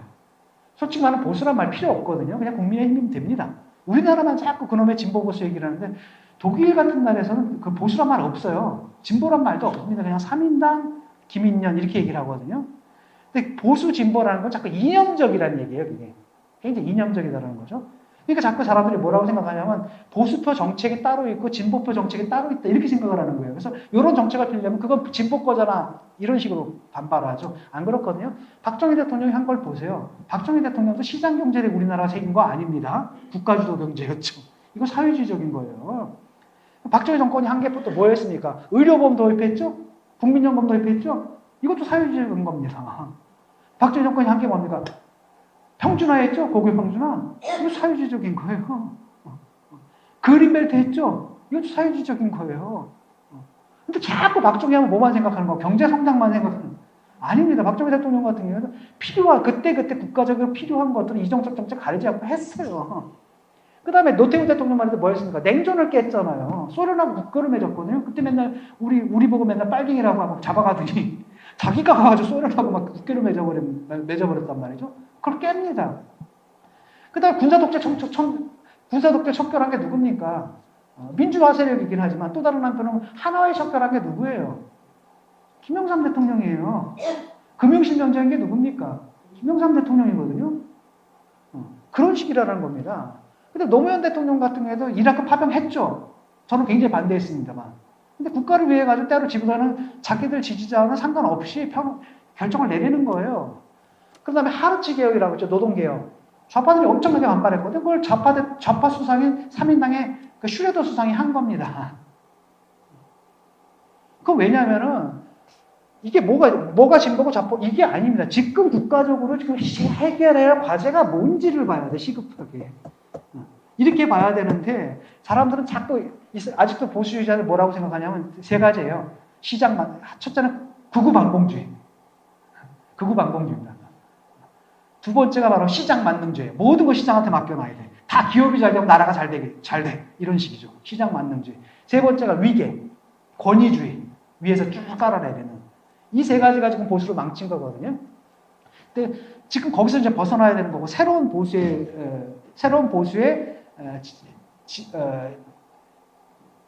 집을 설계를 해야 됩니다. 그래서 그것이고요. 그 다음에 이제 뭐, 정의당도 그렇고, 이 네 가지 면에서 제가 지금 하고 있는 겁니다. 그러니까, 자유주의 정당, 민주당과 같은 자유주의 정당은 자유주의 정당답게, 그 다음에 보수 정당은 제대로 된 보수 정당이 되게 하고, 정의당은 정말로 정의당은 소수 정당이잖아요. 약간 급진적인 정책을 낼 수도 있는 거거든요. 실험을 할 수가 있잖아요. 조그만 영화 가지고 과격한 실험을 할 수 있죠. 대자본이 들어가는 영화 가지고는 과격한 실험하면 안 돼요. 망하면 큰일 나잖아요. 그렇기 때문에 작은 정당이기 때문에 아주 활발한 사유 실험을 할 수 있게끔 하고, 거기서 많은 아이디어를 내고, 그 중에 아이디어가 중에서 실현 가능한 것들은 보수 정당들에 민주당에 받아들여지기도 하고, 이렇죠. 그런 역할을 하는, 정말 견인의 역할을 하는, 상상력을 담당하는 역할을 진보 정당이 하고, 시민사회는 심판의 역할을 해야 되는 겁니다. 저는 이 네 가지가 저의 과제고, 지금 비판을 그렇게 하고 있습니다.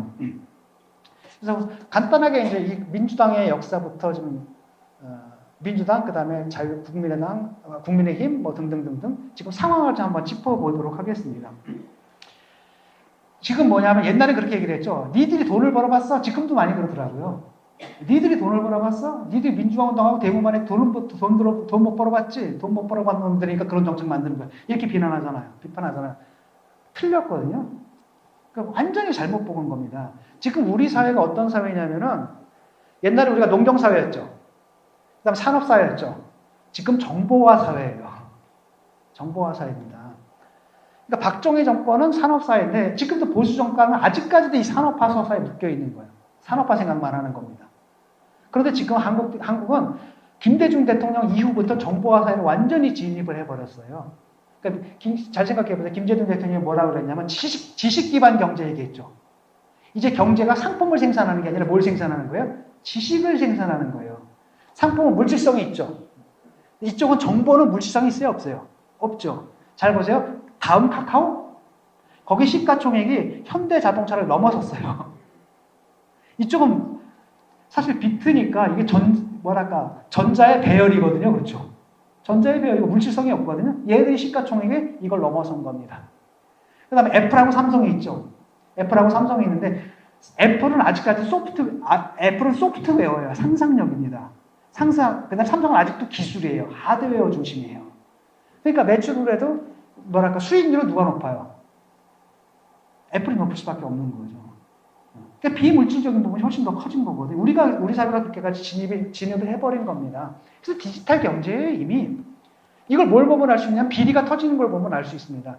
옛날에 저쪽 보수 쪽에서 저지른 비리들은 대부분 다 뭐였냐면 건설 비리, 토목 비리였을 거예요. 그렇죠? 인허가 비리, LCT. 요번에 박덕흠 의원 걸린 것도 딱 그거잖아요. 그렇죠? 공사 따내는 거잖아요. 그렇죠? 근데 이쪽 사람들 비리 저지르는 거 보세요. 세련됐죠? VIK예요. 신라젠입니다. 라인펀드입니다. 옵티머스예요. 금융자본주의거든요, 이게. 이쪽이에요. 쉽게 말하면 경제의 주체가 달라진 겁니다. 옛날에 그 산업화를 담당했던 그분들은 나이가 드셨어요, 이제. 경제 일선에서 퇴출됐습니다. 지금 디지털 경제를 이끌고 가는 사람들은 50대잖아요. 그렇죠? 386세대이고 얘네들은 바로 대학 때 운동원 안에서도 운동권 문화에 익숙한 애들이에요. 그러니까 지금 현 집권층하고 정서적으로 굉장히 교감이 되는 층들이란 말이죠. 이 사람들이 경제 주도권을 잡고 있는 거예요. TV 있죠, TV. TV에서도 시청률 따지잖아요. 그때 제가 이제 TV 프로그램 하는데 시청률이 별로 안 나왔더라고요. 1.7인가 밖에 안 나와가지고, 그 팀한테, 그 PD한테, 아이고, 시청률이 이렇게 안 나와서 어때요? 그랬더니 그분이, 아니, 걱정하지 마세요. 2040은 잘 나와요. 이러더라고요. 왜냐하면은, 구매력을 가진 계층 있죠. 돈을 가져서 상품을 사는 계층. 그게 이제 광고주들의 타겟층이거든요. 광고주들이 보는 그 계층. 그게 중요한 게 그게 2040이에요. 그 다음에 이제 보수 정권에서 보는 그거죠. 시청률 높게 나와도 구매력이 높지가 않아요. 왜냐하면 이분들은 연금 갖고 생활하는 분들이잖아요. 그렇죠? 바로 이런 거라는 겁니다. 그러니까 경제 주역이 확 달라졌고 그렇기 때문에 그 사람들이 지금은 돈을 버는 사람들이 그 사람들이 돈을 버는 사람들이 이 사람들의 지지를 받고 있는 겁니다. 그러니까 보수가 더 이상 우리나라의 뭐예요? 주류가 아닌 거예요. 그래서 그들이 뭐가 되냐? 기득권 세력이 된 겁니다. 기득권 세력이 된 거예요. 그 다음에 지금 뭐냐? 그 기득권을 갖다 세습하는 데까지 온 거죠. 그러니까 이렇게 어떤 거냐면 이런 겁니다. 옛날에 우리 산업화 세대, 우리 아버지 세대죠. 우리 아버지 세대, 지금 젊은 세대들의 할아버지 세대는 나쁜 아버지지만 그래도 아버지로서 역할을 했습니다. 가족을 몇 개 살렸어요.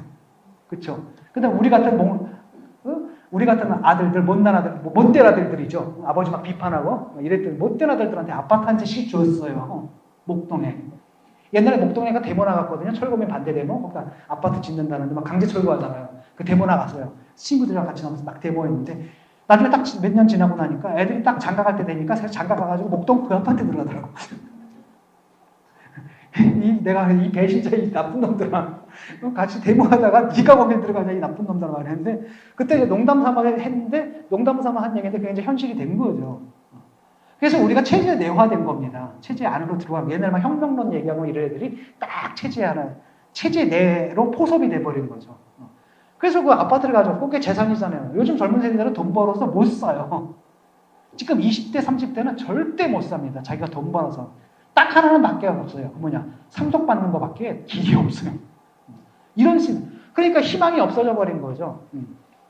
그래서 얘들이 지금 자기들도 그걸 알아요. 애들이 돈 벌어가지고 아파트 못 사니까 그걸 물려주려고 지금 하는 겁니다.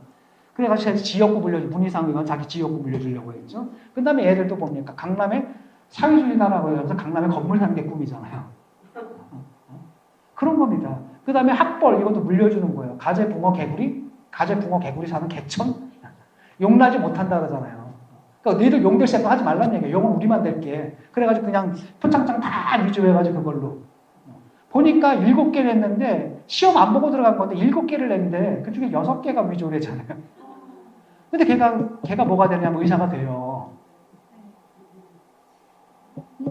지금 가난한 집에서는 의사 못 됩니다. 지금 서울대 애들 SKY 거기 들어온 애들 중에서 강남 서울 이쪽이 거기 뭐 반수 이상은 그쪽에 우리 때만 해도 뭐 서울대 들어갔다고 왜 동네에다 플래카드 붙이고 이런 거 있었잖아요. 그게 90년대부터 벌써 없어지기 시작했거든요. 왜냐하면 제가 90년대 조교일 도와주다 이렇게 봤는데 우리랑 달라요. 부모님들의 출신 성분이. 애들이 딱 보니까 90년대 학번 애들은 다 사예요. 변호사, 의사, 다 높은 자리더라고요. 우리 같은 서민이 없더라고요. 지금 아마 더 심해졌을 겁니다. 그게. 이런 상황이 돼버린 거죠. 그래서 한국 사회가 이제 산업자본에서 자본주의 산업화하고 그래서 386세대 공감했던 이 사람들이 주력이 돼버린 겁니다. 근데 아직도 보수들은 자기가 주주라고 생각을 해요. 아니거든요. 그러니까 자꾸 다수파 전략을 씁니다. 저걸 빨갱이로 몰면 옛날에 빨갱이로 몰면 그 사람이 소수가 됐잖아요. 이젠 저 사람 빨갱이로 오면 자기가 더 소수가 돼요. 예를 들어서 나는 그냥 당당하게 얘기하잖아. 민주당에서 빨갱이 아니야. 진짜 빨갱이 나야. 나. 내가 좌파건데. 나가 무슨 민주당이 빨갱이냐. 민주당은 저 독일로 따르면 그냥 보수 정당인데. 나야. 그 다음에 솔직히 말하면 정의당마저도 독일에 비하면 김인년만도 못해요. 독일의 보수 정당 김인년만. 그 진보성이라는 게. 근데 하나도 안 무서워하거든요. 그 왜 무서워했냐면 옛날 빨갱이다 그러고 국가보안법이 있었죠. 그 다음에 안기부가 있었죠. 보안사가 있었죠. 그 다음 경찰 공안부가 있었죠. 그러니까 무서웠던 거예요. 요즘 내가 빨갱이 얘기한다고 그래서 누가 잡아가지도 않거든요. 계속. 근데 아직도 자기들이 주주라고 생각하는 겁니다. 그래서 저쪽을 소수로 만들어버리는. 우리 사회의 타자, 다른 사람으로 이물질로 만들어버리는 그런 전략을 하는데 완전히 달라진 겁니다. 그래서 어쨌든 이 사람들이 그걸 거치면서 이제 권력의 맛을 본 거죠. 권력에서 맛을 본 거고, 재밌는 건 바로 뭐냐면, 아직까지는 이 사람들이 근데 재밌는 게 여야가 달라요. 여당은 아직도 자기들이 야당이라고 생각을 해요. 국민의힘 사람들은 자기들이 아직도 여당이라고 생각을 해요. 다수라고 생각을 하는 거예요. 그러니까 아니 저 사람들은 아직까지도 180석을 갖고 있잖아요. 180석을 갖고 있는데 뭐라고 얘기를 하냐면 자기 주변에 다 반개혁석으로 둘러싸인 거예요. 자기들 포위되어 있다고 생각해요. 그래서 막 법을 만들어서 막 처벌하려고 들고 이런 그 불관용, 비관용이 그런 위기의식에서 나오는 겁니다. 그래서 아직도 자기들이 저항 세력이라고 생각하고 아직도 권력에 대항하는 정의로운 세력이라고 생각을 해요. 자기들이 권력이면서. 착각들하는 거죠. 반면에 이제 이쪽은 자기들이 주주라고 생각하는 거예요. 다수파라고 생각을 하는 겁니다. 여야가 아직도 정신을 못 차리고 있어요. 자, 어쨌든 그러다 보니까 이 사람들이 지금 가끔 보이는 게 이제 NL 편향들이 뭔가 이걸 갖다 자꾸 종북주사파라고 얘기를 하면 안 됩니다. 종북주사파 아니거든요. 그 사람들 이념에 관심 없어요. 우리 아들 어디 보내는 미국 보내는데 관심 있는 거지. 그렇잖아요. 이석기 그 주사파 대부 아닙니까? 그래서 자기 자식 어디로 보내요? 미지 신장부로 보내잖아요. 윤미향 애들 어디로 보냅니까? 미제 그걸로 보내는 거잖아요. 아니 탈북한 여성들한테 북한 가라고 했던 놈들이 남의 자식들은 다 북한 보내면서 자기 자식 다 어디 보내요? 미국 보냅니다. 얘들이 무슨 이념이에요? 강남에 뭡니까? 건물 사는 꿈을 꾼 사람이 무슨 사회주의자입니까? 말이 되는 소리를 해야지, 그렇죠? 그러니까 이 사람들은 그냥 NL 편향 옛날에 갖고 있었던 이 사람들 그냥 포맷이 그렇게 된 겁니다. 머리가 이렇게 되다 보니까 이게 자꾸 자유민주주의 원리랑 충돌을 일으키게 되는 거예요. 그래서 뭐가 되냐면 굉장히 불편하게 만들거든요. 이게 약간 북한 같은 느낌이 가끔 들죠. 이걸 보고 자꾸 이제 빨갱이라는데 그게 전혀 다른 겁니다. 이런 거예요. 이게 자유민주주의 국가에서는 의회제죠. 그렇기 때문에 뭘 하냐면은 내가 국회의원을 뽑아요. 그 사람이 나의 뜻을 대리하는 겁니다. 그렇죠?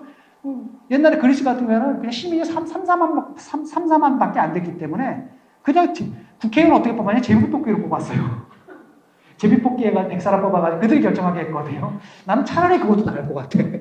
이놈의 선거하는 것보다 그냥 제비뽑기를 해가지고 뽑아가지고 하는 게 훨씬 더 나을 것도 아니고 훨씬 더 합리적일 것 같거든요. 어차피 국회의원 딱 보니까 개나 소가 되더만. 그렇잖아요. 어쨌든 근데 우리가 그럴 수가 없기 때문에 간접민주주의죠. 대의제 민주주의라는데 그래서 의회가 입법부고 저쪽에 사법부가 있고 그 다음에 청와대 이하죠. 정부, 행정부가 있고 이게 3권 분립이 돼서 서로 권력을 나눠 갖는 거예요. 함부로 못하게끔 이 시스템을 만들어야 되는 겁니다. 독재가 시작되면 이 행정부가 나머지 다 장악하게 되는 거예요. 그렇죠? 지금 말해 박근혜도 그것 때문에 문제가 된 겁니까? 아닙니까? 사법농단. 행정부에서 어디에 간섭한 거예요? 사법부를 조정하려고 한 거잖아요. 그럼 그게 민주주의 원칙을 깬 거거든요. 그러니까 위헌적 사태가 벌어진다는 겁니다. 근데 저 사람들이 또 하는 게 이제 바로 그겁니다. 이걸 통해서 하나하나 무력화시키는 거예요. 자, 검찰개혁 했죠? 그러니까 검찰개혁 한다 그래가지고 결국 뭐예요? 자기들 비리는 손도 못 대게 하잖아요. 지금 딱 보니까 저 사람들 증권범죄 합동수사단을 왜 해체해야지 도대체? 아니 검찰을 갖다가 민생을 담당하는 조직으로 만들기 때문에 근데 민생과 직접된 관련된 부서가 거기잖아요. 그걸 해체시키더라고요. 근데 지금 보면 알겠죠. 라임하고 옵티머스. 원래 그게 있으면 거기서 그거 수사했을 거라고요, 지금. 그러니까 윤석열 총장이 그냥 마지못해서 이번에 추가 투입하는 거야. 쟤들 덮으려고 했거든요. 그런 다음에 말도 안 되는 사건은 정적에 대해서는 엄청나게 공격을 해야 됩니다. 한동훈 검사장 봤죠, 이거. 다 거짓말이었죠. 그런데 앉아가지고 그냥 공격을 해야 되잖아요. 나경원 씨 13번 고발당했죠. 법원에서 다 기각당하죠. 고발할 만한 건이 안 된다는 얘기거든요. 그 다음에 자꾸 왜 나경원은 그러는데 아니 지금 나경원이 뭡니까? 나경원이 장관이에요? 아니 의원이에요? 걱정하지 마. 나경원이 장관 되고 의원 되면 까줄게. 자꾸 물타기 하는 거죠. 쉽게 말하면 나경원을 왜 건드리냐면은 조국이 무죄다라는 걸 얘기하기 위해서 공격하는 거예요. 이런데 막 검찰이 등장하고 막 이런 식으로 만들어 버리는 겁니다. 그다음 사법부도 건드리죠. 그래서 보면은 독립성을 가진 조직들을 하나씩 물려. 그러니까 저 사람들이 원래 검찰한테 중요한 것은 독립성이 아니라 중립성이 중요하다 그러잖아요. 검찰 독립성을 없애버립니다. 근데 생각해 보세요. 독립하지 못한 사람이 중립적일 수 있을까요? 말이 되는 소리를 해야지. 중립적이기 위해서 뭘 해야 되는 겁니까? 독립적이어야 되는 거죠. 독립성을 없애면 당연히 지금 이성윤처럼 되는 겁니다. 그게 검찰입니까? 그런데 법무법인을 차렸더라고요. 자기 정권 담당. 서울중앙지법은 법무법인이에요. 대표 변호사 이성윤. 다 용서해 주잖아요. 그러니까 검찰은 나쁜 놈들 잡아놓는 게 검사죠. 나쁜 놈들 못 잡아놓고 그게 검사입니까? 아니 나쁜 놈들한테 변명해 주는 건 변호사가 할 일이에요. 그런 걸 넣을지 풀어줄지 판단하는 건 판사가 할 일이고 그거 왜 검사가 변호사 일을 하고 있어요. 이런 식으로 독립성이 깨지면 중립성도 다 깨지는 겁니다. 이런 식으로 시스템을 망가뜨리는 겁니다. 사법도 마찬가지입니다. 이번에도 보니까 이수진인가 그 사람. 아니 어느 판사가 법정에서 자기한테 불리한 일을 했다고 법관 탄핵하겠다 그러잖아요. 아니 국회의원이 누구입니까? 입법부가 누구를 장악하는 거야? 사법부를 건드린다는 겁니다. 근데 판사가 뭐 했습니까? 판사가 집회를 허가를 냈거든요. 그건 법리에 따라서 그럴 수밖에 없는 겁니다. 왜냐하면 국민의 기본권을 함부로 제한할 수 있는 게 아니에요. 정말 중대한 사유. 예컨대 이회창 옛날 그분이 판사 시절에 얘기했더는 명백하고 현존하는 위험이 있지 않는 한은 함부로 제한할 수 없는 겁니다.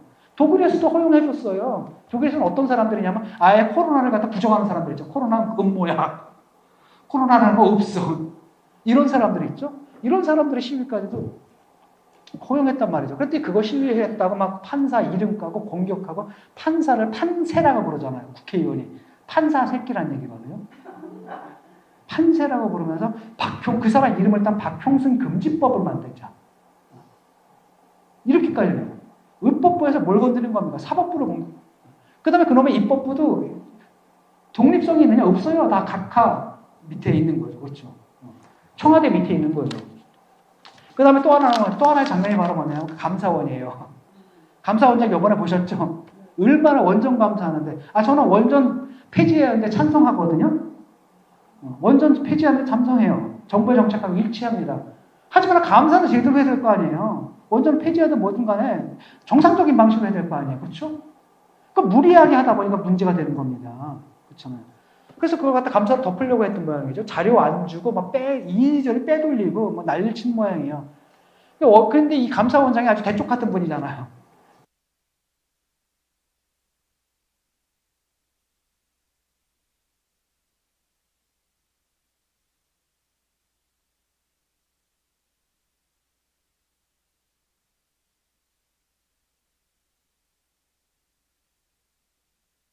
이 사람들. 왜 그러냐? 그게 바로 이 사람들 갖고 있는 개념이라는 게 다수결 민주주의, 즉 인민민주주의입니다. 인민민주주의에서는 이게 의원을 통해서 국민의 뜻이 의원을 통해서 표출되는 게 아닙니다. 누굴 통해서 되냐면 그 인민의 일반 의지를 대변하는 지도자예요. 그게 누굽니까? 대통령인 거죠. 대통령입니다. 그러다 보니까 이 의원들은 하는 거는 대통령이 결정하는 데에 따르는 것밖에 없고, 그래서 의원이 176명이 되지만 다 거수기가 된 거예요. 쫙 손들어 그러면 쫙 손들고. 나도 걔를 다 없앴으면 좋겠거든. 그래, 너희도 176명 칠 테니까 한 명만 써. 그럼 세비 절약할 수 있잖아요. 그렇죠. 한 명만 주면 돼. 어차피 니들 똑같이 투표할 거잖아. 그러니까 곱하기 176 해줄게. 한 명만 써. 그 다음에 국회의원이 뭐 조금만 자기 개인 가지고 개인 의견을 얘기하면 바로 문자폭탄, 그 대깨문들이 있잖아. 문자폭탄. 얘네들은 바로 대통령하고 직접 연결되어 있고, 대통령의 의지가 우리 의지 때문에 대통령한테 조금이라도 요만한 얘기를 하면 못 참는 겁니다. 공격을 해야 되는 거예요. 그래서 그런 말이 있습니다. 옛날에 노태우 대통령이 그랬죠. 기억나세요? 이제 대통령을 풍자의 대상으로 삼아도 허용하겠다. 그게 언제적 일입니까? 벌써 한 30년 됐겠네. 그렇죠? 근데 이제는 대통령 풍자를 못해요. 무슨 말이냐 이런 겁니다. 너는 왜 박근혜를 좋아해? 원칙이 있으니까. 너는 이명박을 왜 좋아해? 아무래도 경제를 잘할 것 같아서. 너는 노무현을 왜 좋아해? 노무현을 왜 좋아해? 그러면은 노무현 대통령은 소탈하고 서민적이어서. 그 다음에 너는 왜 문재인을 좋아하니? 그러면 대꾸가 뭔지 아세요? 문재인이 네 친구냐? 무슨 얘기냐 알겠죠? 상황이 이렇게 된 겁니다. 그건 우리가 볼 때 황당하잖아요. 그럼 왜 그러냐면 쟤들이 갖고 있는 NL 이게 북한 보면 알죠? 왜? 지도자.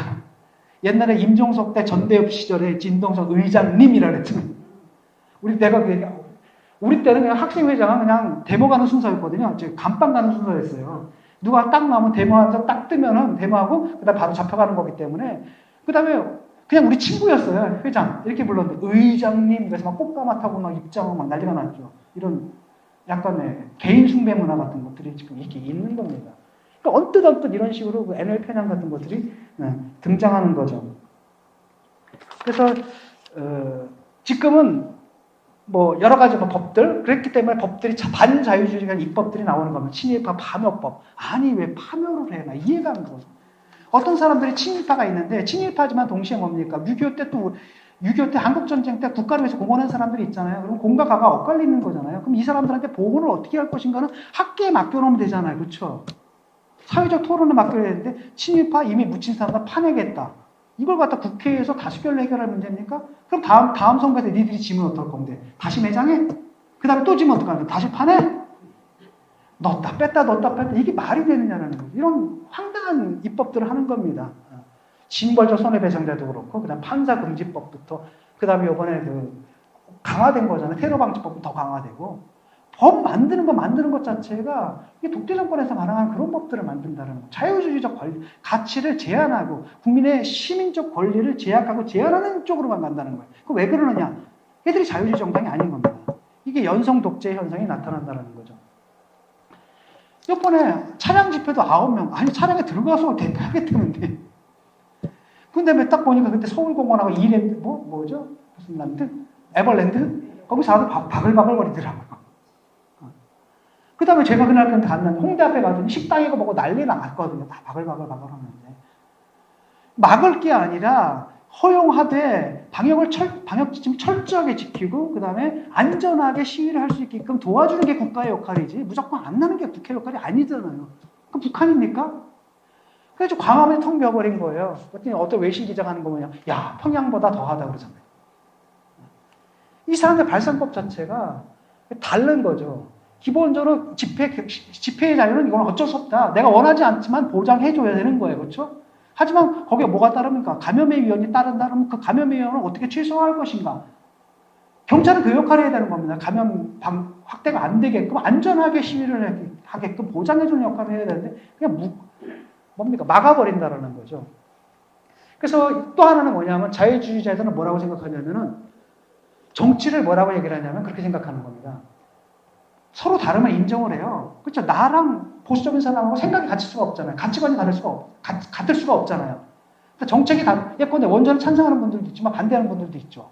등등등 다 다르다는 겁니다. 그건 당연한 거고 그렇게 다르기 때문에 좋은 거예요. 그게 민주주의 힘입니다. 북한처럼 견해가 딱 하나밖에 없죠. 그 사회가 잘 됩니까? 안 되죠. 내가 보는 게 있으면 나는 이걸 보지만 내가 이걸 보기 때문에 내가 못 보는 부분이 생기는 거예요. 저 사람은 저 안경을 끼고 보기 때문에 그걸 보지만 그 안경을 꼈더니 못 보는 게 있는 거예요. 그들이 못 보는 건 내가 보고. 그렇게 좀 서로 대화하고 토론하고. 그래서 정치라는 것은 가치관, 이념, 그 다음에 이해관계. 그렇죠? 어떤 정책을 하느냐에 따라서 누구는 손해보고 누구는 이익을 보잖아요. 그 이해관계가 서로 다른 사람들끼리 그렇게 다름에도 불구하고 같이 할 수 있는 길을 찾아내는 기술의 정치잖아요. 대화와 타협을 통해가지고. 그게 우리가 생각하는 자유주의적 관점의 정치입니다. 다원성, 견해 다원성, 이해관계 다양성 인정하고 상대 존재를 인정하는 겁니다. 근데 저 사람들은 뭐라고 생각하냐면은 그게 아닙니다. 정치란 건 바로 뭐냐. 칼 슈미트라는 나치 법학자가 있거든. 그 사람이 했던 개념이에요. 정치란 것은 기본적으로 적과 아를 구별하는 거예요. 적은 적이고 나는 아예요. 그러니까 적은 악이고 우리는 뭐가 돼요? 선이 되는 거죠. 그럼 정치의 목표는 언제 이루어지냐? 적을 섬멸할 때 이루어지는 거예요. 적을 아예 없애버릴 때. 거기서 이제 저들의 불관용, 비관용이 나와버리는 거죠. 그 다음에 자기들의 선으로 규정했죠. 그러니까 잘못을 할 수가 없는 거예요. 자기들 비리가 나오면 그걸 인정을 못 하는 겁니다. 그래서. 지금 표창장 다 위조된 게 다 나왔죠. 모든 증거가 다 나왔죠. 조국 보세요. 끝까지 인정 안 하죠. 왜? 정의상 자기는 선이기 때문에 그런 일을 할 수가 없는 거예요. 그럼 뭐가 잘못됐느냐? 판사가 잘못된 거고 검사가 잘못된 거지. 무슨 얘기인지 아시겠죠? 그러니까 이렇게 되다 보면은 전쟁이 되는 거죠. 전쟁이 되다 보니까 전쟁터에서는 아군이 잘못했다고 아군을 죽일 수는 없잖아요. 그렇죠? 무조건 아군의 잘못은 무조건 다 덮어줘야 되는 겁니다. 그러니까 해결해야 할, 처리해야 할 윤리적인 상황을 돌파해야 할 정치적 상황으로 이해를 해요. 무조건 해가지고 거짓말로 막 자기들 친용, 어용 매체들 있죠. KBS는, 이번에 KBS 거짓말했다고 들통났죠. MBC도 그 표창장, 거짓말 엄청나게 했죠. 그 다음 한동훈 검사, 그것도 MBC가 한 짓이에요. 그 다음에 TBS의 김어준, 그거 걔는 맨날 거짓말. 이걸로 그냥 이렇게 거짓말 세계를 만들어버린다는 거죠. 그런 식으로 자기 지지자를 끌고 가버리는 겁니다. 그래서 전쟁으로 이해하는 거죠. 그러다 보니까 결국 뭡니까? 사회의 기준이 무너지는 거예요. 윤리의 기준이 무너지고 법의 기준이 무너지는 겁니다. 우리 사회가 유지가 되려면은 축구를 할 때도 게임 규칙은 있어야 되는 거 아니에요. 그렇죠? 게임 규칙은 있어야 되는 겁니다. 근데 그 규칙 자체를 없애버리는 거예요. 그럼 축구가 아니라 이게 격투기가 되는 겁니다. 격투기가 되는 거예요. 지금 상황이 그렇게 되는 거죠. 이걸 저들이 하는 거예요. 그래서 결국은 뭐가 됩니까? 무조건 이 정치적 이해에 따라 판단하는 거거든요. 그러니까 내가 조로남불이죠. 조국 이하면 로맨스고요. 남이 하면 불륜인 거죠. 맨날 조로남불. 그래서 거기서 나온 게 그놈의 그 조만대장경 있죠. 옛날에 했던 말도 좋은 말 정말 많이 했어요. 그 자기가 다 배반하고 있잖아요. 그럼에도 불구하고 자기 배반하고 생각 안 해요. 그럼 뭐가 잘못된 거냐? 검찰, 언론. 그래서 언론하고 싸우잖아요, 지금. 언론하고 싸우고 있단 말이에요. 언론이 잘못한 거예요. 이렇게 돼버리는 거죠. 그래서 그 이성이 이제 두 가지인데 원칙 이성과 기회 이성이라 그래요. 이 사람들 이성을 생각하면 개념이 달라요. 우리의 이성은 뭐냐면은 네가 하든 나 하든 보편적인 걸 세우는 게 이성이잖아요. 이성적으로 판단할 땐 내가 비록 이 편이지만 내가 봐도 보편적인 기준에서 봤을 때 네가 잘못한 거야. 너 물러나. 이렇게 얘기하는 게 보편 이성이고 원칙 이성이에요. 원칙을 정하고 이 원칙은 나한테만 적용되는 게 아니라 상대한테만 적용되는 게 아니라 나한테도 동일하게 적용돼야 되는 거예요. 그렇죠? 그게 우리가 생각하는 이성적인 거죠. 근데 저 사람들의 이성은 아니에요. 그게 아니라 기회의 이성이라 그래요. 그거 바로 뭡니까? 잔머리예요. 잔머리. 지금 이 상황 속에서 매번 기준이 달라져요. 지금 이 상황에서 유리한 거. 그거를 캐치하는 게 그들의 이성이에요. 그 머리만 발달한 겁니다. 이것도 누가 얘기한 거냐면 칼 슈미트라는 그 나치 법학자가 얘기한 거예요. 원칙 이성 따지는 거는 이른바 그들이 말하는 씹성기들이 하는 짓입니다. 진중권 같은 놈들, 뭐 사회 진보 하나도 도움 안 되고 맨날 이거만 터는 놈들, 한심한 놈들, 지식인 놈들 이런 거고 세계를 바꿔가는 건 우리야 이런 거죠. 때로는 정치는 원래 좀 더러운 거고 더러운 수를 써야 세계가 바뀌는 거야. 그러니까 그 사람들 뭐라냐, 너가 했던 아무 힘없는 이론가고 진짜 세계를 바꾸는 건 우리 같은 거야. 이거 하려면 잔머리를 잘 굴려야 돼. 이렇게 되는 거예요. 그게 이성적이라고 생각을 해요. 그러니까 우리가 볼 때 이상하죠. 머리 구조가. 사고방식이 이상하잖아요. 그게 그들한테 당연한 겁니다. 그들은 그걸 이성이라고 생각을 해요. 그걸 잘하는 거라고 생각하고 그게 똑똑한 거라고 생각하는 겁니다. 그래서 저는 이제 옛날까지만 해도 그랬죠. 대통령은 좀 아닐 줄 알았죠. 근데 매번 이럴 때 대통령직의 윤리적 기능이라는 게 있거든요. 사회를 통합하는 기능이 대통령이 해야 되는 거예요, 원래는. 그렇죠? 근데 윤리적 기능을 해야 될 때 대통령이 그 역할을 안 하잖아요. 조국 때 잘랐어야 돼요, 대통령이. 당에서 한다하더라도 잘랐어야 되는 거예요. 노무현 대통령은 그렇게 했을 거라고 보거든요. 당에서 그러면 무슨 소리냐, 잘라. 위성정당 만든다라고 했을 때 노무현 대통령 가서 아직 거 선거 저도 좋아. 이건 굉장히 중요하니까 이거 통과시켜야 돼. 이랬을 거라는 거예요. 그러니까 위성정당 만들면 안 돼. 우리가 손해 좀 보자. 이랬을 거라는 거죠. 그런데 판단이 없죠. 윤미향 사태도 없죠. 매번 사회가 지금 두 편으로 갈라지는데 그때가 또 통합을 해야 되는데 그 역할을 안 하는 거예요. 지금. 사실 그 대통령한테 3번 뜨악한 적이 있었습니다. 첫 번째는 바로 뭐였냐면은 옛날에 그 대선 후보 경선 시절에 안희정하고 그때 누구야? 이재명하고 막 싸웠잖아요. 그렇죠? 경쟁했죠. 그때 안희정하고 이재명이 문재인 후보만 공격을 하자 비판을 하면은 그 대깨문들이 들려가지고 완전 문자 폭탄하고 완전 사이버 테러질을 했잖아요. 안희정이 얼마나 안희정도 친노 중에 친노인데 견디다 못하면 뭐라 했습니까? 질린다라고 할 정도로. 그래서 그때 SBS에서 대선 후보 그 검증 프로그램이 있었거든요. 그때 이제 우리가 그 질문을 했어요. 문재인한테. 아니, 이런 일, 당신 그 지지자들이 이렇게 행태를 부리고 다니는데 거기에 대해서 어떻게 생각하느냐. 노무현 대통령이라면 자제시켰을 거라고 보거든요. 그러지 말아라. 또 노사모는 그러지도 않았어요. 노사모에 뭐라 그랬냐면 남의 사이트 들어갈 때 항상 허락을 구하고 들어가라. 그 다음에 나올 때 깍딱하게 예의를 지켜라. 그 다음에 무조건 억지로 설득하려고 하지 말아라. 우리 후보를 잘 알리려. 이런 매너 코드가 있었거든. 얘는 그거 아니야. 무조건 공격하고 막 이런 거잖아. 나는 노무현 대통령은 말렸을 거라고 생각하거든. 근데 말리진 않더라고요. 그래서 뭐라고 했습니까? 그거는 경쟁을 다채롭게 만들어주는 양념이죠. 양념 안 당해봐서 그래. 양념 당하는 사람들은 얼마나 그게 이제 폭력적이고 이런 거. 이걸 갖다가 어떻게 대통령을 갖다가 옹호를 해주더라고요. 그래서 그때만 해도 그냥 초기니까, 그 다음에 걔들의 그 폐악질이라는 게 이규모는 아니었으니까 조금 이상하다 하면서 넘어갔습니다. 두 번째 뜨악했던 건 바로 뭐냐면 세월호 방명록. 대선 후보가 돼가지고 세월호 방명 제일 먼저 찾은 데가 세월호 분향소잖아요. 방명록가 뭐였습니까? 너희들이 천만 촛불이 되었다. 그 다음에 뭐라고 썼습니까? 미안하다, 고맙다. 미안하다까지는 알겠는데 고맙다는 뭐야? 근데 그 전도 좀 이상해. 너희들이 천만촛불이 됐다? 아니 애들이 무슨 천만촛불이 되려고 희생당한 겁니까? 애들은 아무 생각 없었던 거잖아요. 그 정치랑 아무 상관없이 희생된 거고, 그렇죠?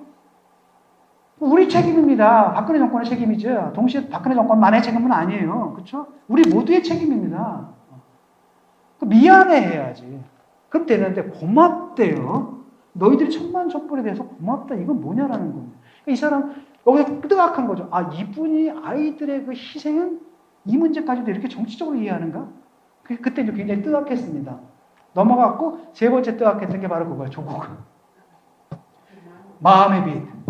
그런 얘기는 사적으로 해야 돼요. 전화 걸어가지고 정언할 때, 아, 마음의 빛이 있다. 대통령은 사가 아니라 뭘 대변해야 됩니까? 공익을 대변해야 되는 자리거든요. 그런데 그 공에 대한 개념이 자체가 없는 겁니다. 리퍼블릭이란 말이죠. 대한민국 리퍼블릭 오브 코리아죠. 레푸블릭이잖아요. 리퍼블릭. 레스 푸블리카예요. 원래 라틴어입니다. 레스는 띵스예요. 사안, 업무. 푸블리카는 공적인 업무예요. 공화국 자체가 공적인 겁니다. 공적 사안이고 공적 업무인데 이 공을 대변해야 되는 사감을 내게 하잖아요. 공적인 자리에서. 이걸 딱 보니까 아, 이분이 이게 정치 철학 자체가 없는 게 아닌가. 그러니까 이제 하나 마지막으로 한 방 더 맞은 게 언제였냐면은 나는 이제 보수지만 메르켈 수상이 코로나 연설하는데 너무 감명 깊었거든요. 속이려고 하지 않아요. 딱 뭐라고 하냐면 여러분 지금 우리가 지금 엄청난 그러니까 위험을 갖다 과소평가하진 않아요. 굉장히 위험하다고 해요. 굉장히 위험합니다. 어쩌면 이게 그 전쟁 이후에 가장 큰 위험인지도 모릅니다. 여러분, 우리는 이걸 진지하게 우리 정부는 이 사태를 진지하게 받아들이고 있고 여러분들도 이걸 진지하게 받아들이셔야 됩니다. 그다음에 이 사안에 대해서 우리 정부는 모든 정부를 이 사태를 갖다 처리하기 위해서 정부의 모든 기관들이 제의를 하고 있습니다. 무슨 연구소부터 등등등등 정부의 최고의 전문가들이 싸우고 있으니까 우리 정부를 신뢰해 주십시오.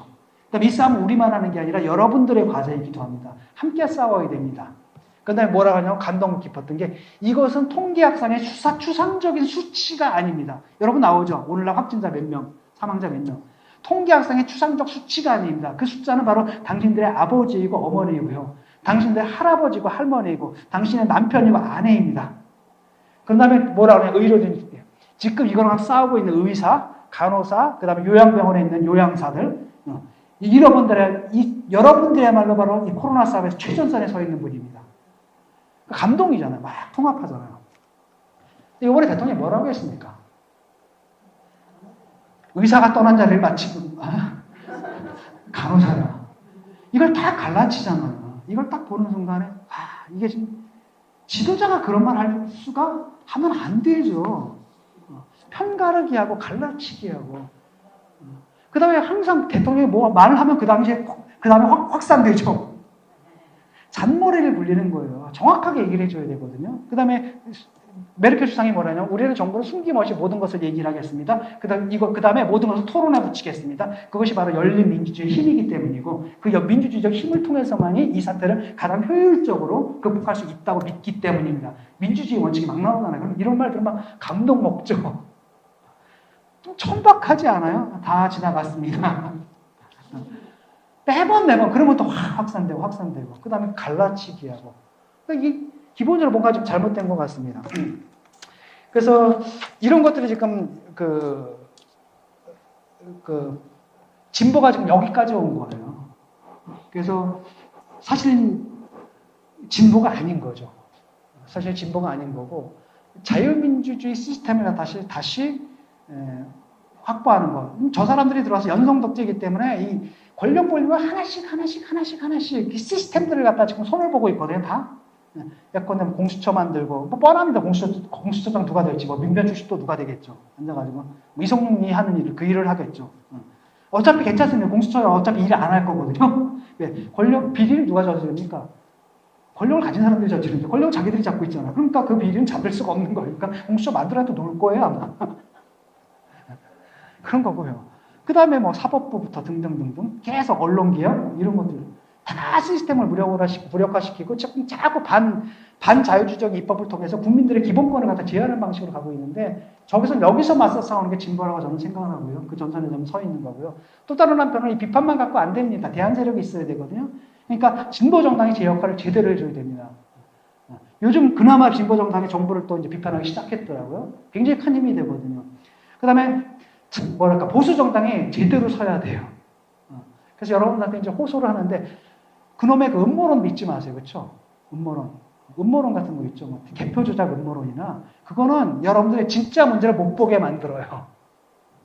황당한 건 어떤 거였냐면은 이 4.15 총선 있잖아요. 저는 코로나 사태 딱 그때까지만 해도 점점 민주당 지지율이 떨어지고 있었잖아요. 제가 막 비판하고 막 이럴 때 막 비판하고 그 임미리 교수가 민주당만 빼고 막 이럴 때 쭉 가라앉고 있잖아요. 근데 코로나가 딱 터져버린 거예요. 그때 저는 글렀다 뒀다 판단 딱 했거든요. 그 바로 뭐냐면 이제 참패다 이렇게 생각한 거죠. 이건 이길 수가 없는 선거다. 그런 다음에 뭐가 터져나면 그나마 잘해야 되는데 망언을 계속 했잖아요. 그렇죠. 민경욱 씨 망언하지 뭐 저기 망언 시리즈 딱 나가 이건 완전 참패다.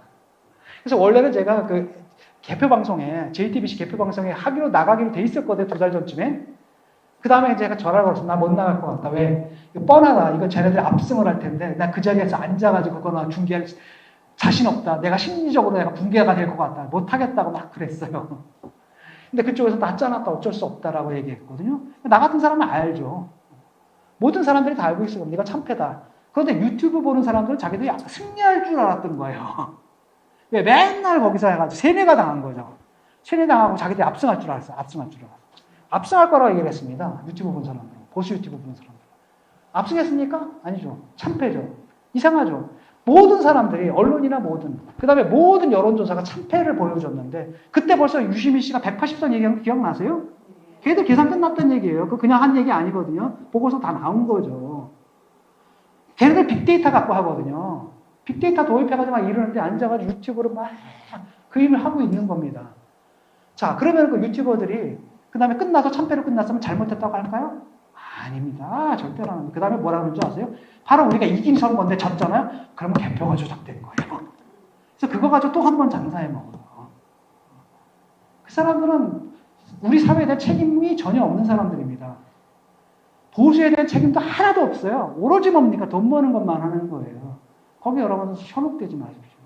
그렇게 하게 되면 결국 현실을 못 보잖아요. 그렇죠? 현실을 못 보게 합니다. 그래서 문제를 고치지 못하게 해요. 그래서 영원한 루저로 만들어버려요. 그럼 여러분들 해야 될 게 바로 뭐냐? 제가 볼 때는 당이 보수가 제대로 날 수 있게끔 비판해야 돼요. 적어도 아무리 진보가 망했지만 그래도 진보에는 저 같은 사람이 나오잖아요. 그렇죠? 김경주 씨 나오죠. 강양국 기자도 나오죠. 그렇죠? 권경희 변호사 나오잖아요. 나와서 비판하잖아요. 내가 지금 하는 비판을 보수가 지금 보수에 대해서 비판하는 사람이 있어야 돼요. 근데 보수에 있어요, 없어요, 지금? 안 나오잖아요. 그 비판까지 내가 대신해주고 있단 말이에요. 이게 문제입니다. 보수를 칭찬하는 사람 막 이겨. 응원단장이 필요한 거 아니거든요. 응원단장, 지들끼리 응원한다 해서 이길 수 있는 게임이 아니에요. 밖에 있는 사람들은 못 믿거든요. 어떻게 하면 밖에 있는 그분들의 마음을 사로잡을 것인가, 그분들한테 얼마나 믿음직한 세력이 될 것인가를 고민해야 될 텐데 자기들끼리 부흥회를 하고 있는 겁니다. 막 과격하게 부흥을 해요. 그럼 저쪽에서 볼 때는 미친 거죠. 그런 상황이라는 겁니다. 그렇기 때문에 지금 쓴소리를 못 들어가지고 쟤들이 저렇게 된 거잖아요. 지금 민주당은 제가 볼 때는 자정 능력을 잃었거든요. 잘못된 걸 알아도 고쳐질 수가 없는 거죠. 지금 친문한테 장악당해가지고. 옛날에 그러니까 결국은 지금 보수 세력에 빠져있는 함정에 지금 그들이 빠진 겁니다. 그럼 거기서 벗어나야 되잖아요. 벗어나려면 합리적이어야 됩니다. 그 다음에 자유주의라는 게 보수도 어차피 없었어요.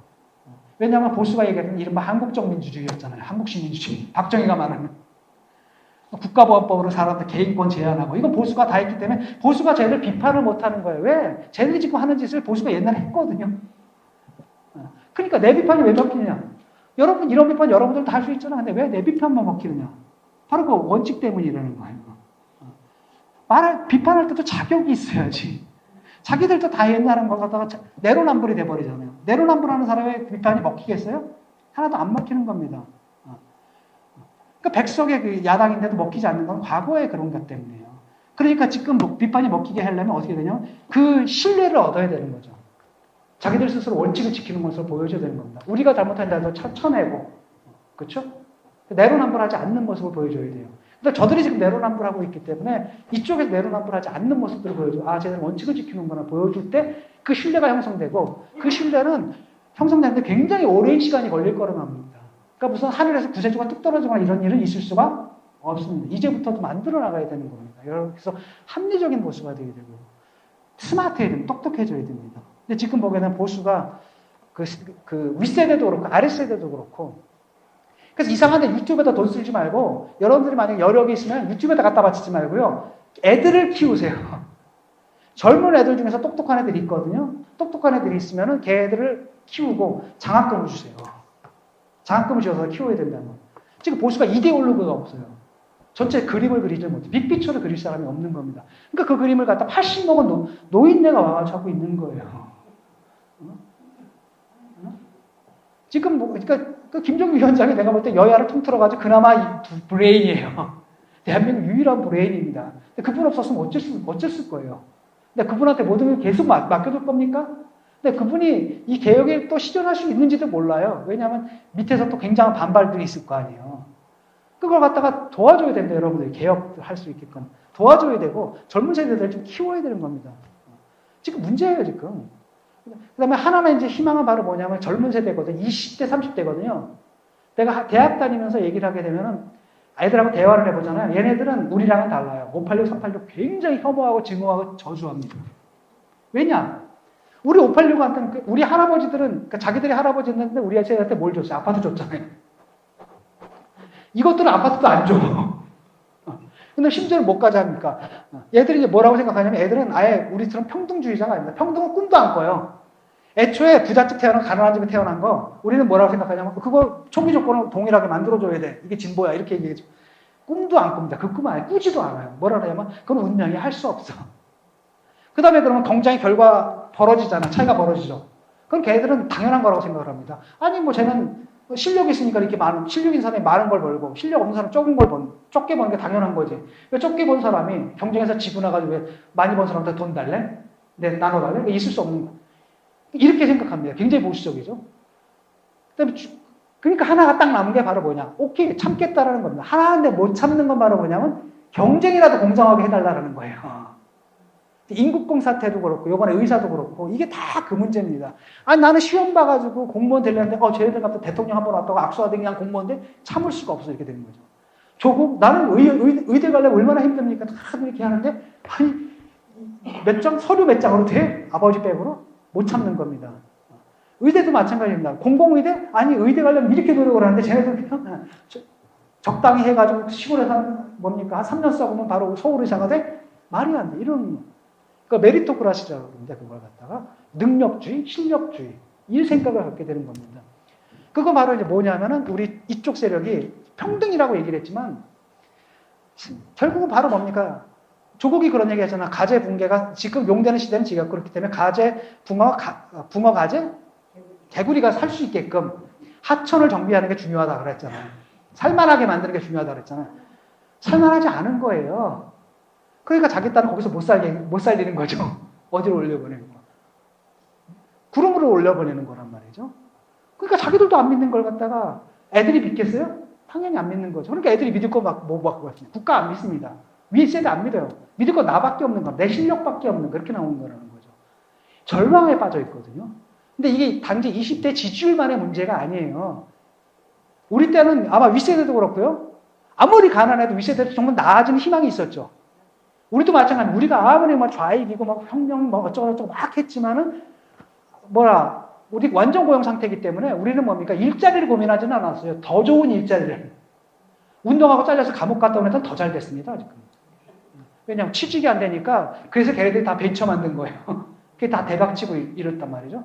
그 다음에 정치권 들어서 의원하고 있고 뭐 당대표하고 이런 거란 말이죠. 그렇죠? 그게 경력이 돼버린 겁니다. 오히려. 그렇죠.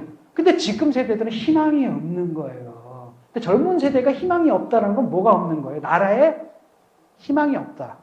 그러니까 20대 얼마 안 되는 인구 쪽에서 얼마 안 되는 이들의 지지율 문제가 아니라는 겁니다. 이게 나라에 희망이 없다는 거거든요. 여기에 대한 대답을 가져야 돼요. 진보는 거기다 대답을 주지 못했습니다. 그러니까 우리를 증오해요. 페미니즘 이런 문제 나와도 막 엄청납니다. 여자 탄압한 건 니들이 탄압했지 우리는 여자 보고 덕본 거 없어 이런 거예요. 그래놓고서 지들 탄압은 다 해놓고 봐. 성추행도 지들이 다 하잖아. 그 다음에 우리한테는 여성평, 남녀평등을 가르치려고 들어 꼰대질을 해? 못 참는다는 겁니다. 나는 어렸을 때부터 했는데 내가 집안에서 살아면서 내 여자 뭐랄까 누나나 여동생보다 특별 대우 받은 적 없어. 근데 심지어 나는 군대까지 가. 그 사이에 쟤네들은 시험 공부해, 입사 공부해. 억울하다. 근데 군 가산점마저 없애? 못 참겠다. 뭐 이런 식의 생각도 한단 말이죠. 바로 이제 거기다 불신들이 있기 때문에 저는 보수가 이제 비전을, 보수라는 것은 과거로 가는 건 보수가 아니고 수구예요. 앞으로 가는 겁니다. 앞으로 가는 방식의 이름이라는 거죠. 그래서 비전을 가져야 되고 비판은 별로 중요하지 않아요. 그냥 저는 앉아가지고 비판하려면 10대까지 합니다. 그러니까 그거 듣고 많은 사람들이 사이다야 이런 얘기를 하는데 그 사이다의 느낌이에요. 그 느낌 가지고 뭐 하는 겁니까? 스트레스는 풀고 끝. 더 중요한 건 가장 중요한 비판은 바로 뭐냐? 대안입니다. 대안. 저 사람들은 움직이지 않아. 그런 비판을 까딱 안 합니다. 왜냐하면 여차하면 지지가 저쪽으로 옮겨갈 수 있구나라는 위기의식을 느껴야지 반응해요. 얘네들은. 그러니까 저쪽을 딱 봐도 저쪽에 형편없네? 갈 일 없네? 그럼 막 가는 겁니다. 비판해. 상관없습니다. 그냥 보수하면 되지. 이렇게 돼버린다는 상황이라는 거죠. 그래서 비판을 할 때는 상대를 나쁜 놈만 들 생각하지 마세요. 상대가 딱 정확하게 사실에 입각해서 원칙에 입각해서 딱 잘못한 부분만 비판하면 돼. 그래야 먹혀요. 중도층은. 그렇게 해야 되는 거고, 비판보다 그 다음에 상대를 나쁜 놈 만드는 게 아니라 후진 놈 만들어야 돼요. 그러니까 상대를 비판하려면 상대의 뒤에서 비판하는 게 아니라, 즉 산업화의 관점으로 정보화 사회에 있는 사람들 비판하는 게 아니라 그것보다 하나 더 앞에 가서 비판해야 되는 겁니다. 니들 딱 보니까 자유민주주의자가 아니네. 오히려 지금 너희들 사고방식이 해방전후사네. 태백산맥이네. 아리랑이네. 그렇게 비판해야 되는 겁니다. 그렇잖아요. 지금 뭐 제가 볼 때 조정훈 선생의 영혼은 아직까지도 지리산 어딘가를 헤매고 계신 것 같아요. 지금 해방된 지 75년 됐고 종전된 지 몇 년입니까? 지금 앉아가지고 친일파가 어디 있어요? 1945년에 태어나서 지금 몇 살입니까? 75세잖아요. 근데 앉아가지고 친일파 치는 그것도 150만이나 찾아냈어. 제주도 좋아. 아주 그런 짓을 하고, 그러니까 옛날에 그랬잖아요. 빨갱이, 우리 사회에 간첩들이 150만 있다 이랬잖아요. 똑같은 짓을 그 짓을 하고 있는 겁니다. 그걸 비판해줘야 되는 겁니다. 앞서서 비판해야 된다는 거죠. 그래서 여러분들한테 드리고 싶은 말씀은 이제 바로 그런 거예요. 제발 딴 건 모르겠지만은 그러니까 유튜버 이런 거 하지 말고 정말 생산적으로 기여를 했으겠습니다.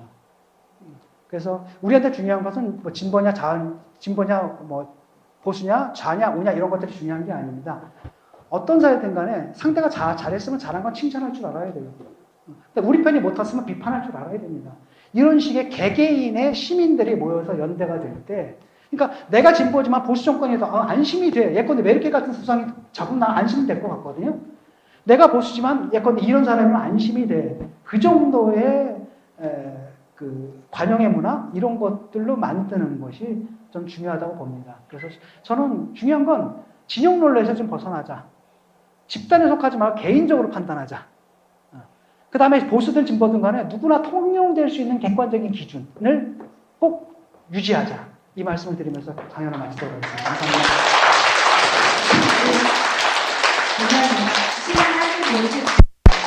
네, 중간에 패치 나왔던 분은 어제 벌써 양해를 좀 구했습니다. 예. 아까 처음에 먼저 하잖아요. 예. 그러니까 오늘 질문이 많으실 줄 압니다. 네, 교수님 지금도 또 서론을 하셔는 4시간 백부에서 혹시 오늘 책을 가지고 오신 분들 있으시던데 일단 그쪽에서 사인을 받으시고 혹시 질문 있으시면 하셔도 질문 혹시 꼭 해야겠다는 분 있으시면 제가 마이크를 전달하겠습니다. 예. 직접 말씀하셔도 됩니다. 일단 TV로만 뵀다가 그래가지고 그런 것 같은 좋고 지금 하고 계시는 게 어떻게 보면은 외로운 싸움 될 수도 있고 생각하다 보면 진실을 추구하는 것이 어렵다.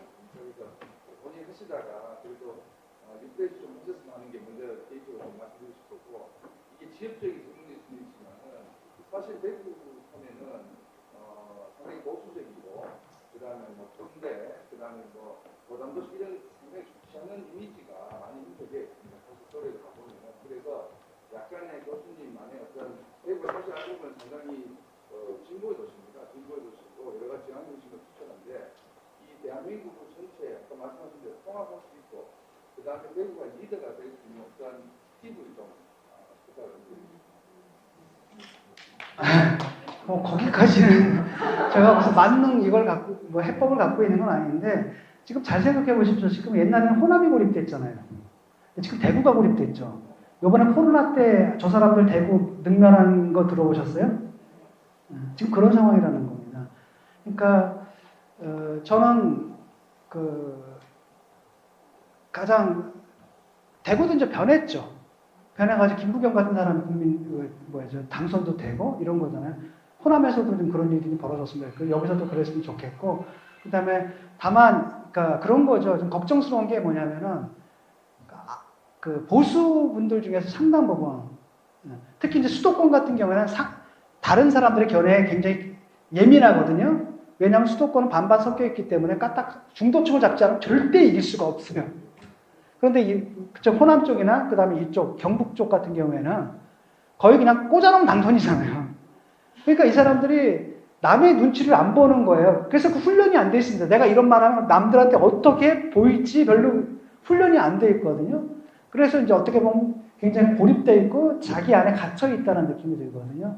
거기서 좀 벗어나는 모습들을 대구가 보여준다면 굉장히 달라진 모습이 되지 않을까. 대구의 역할이 굉장히 중요하다고 생각합니다. 그래서 지난번에 저는 호남에서 누구죠? 이정현?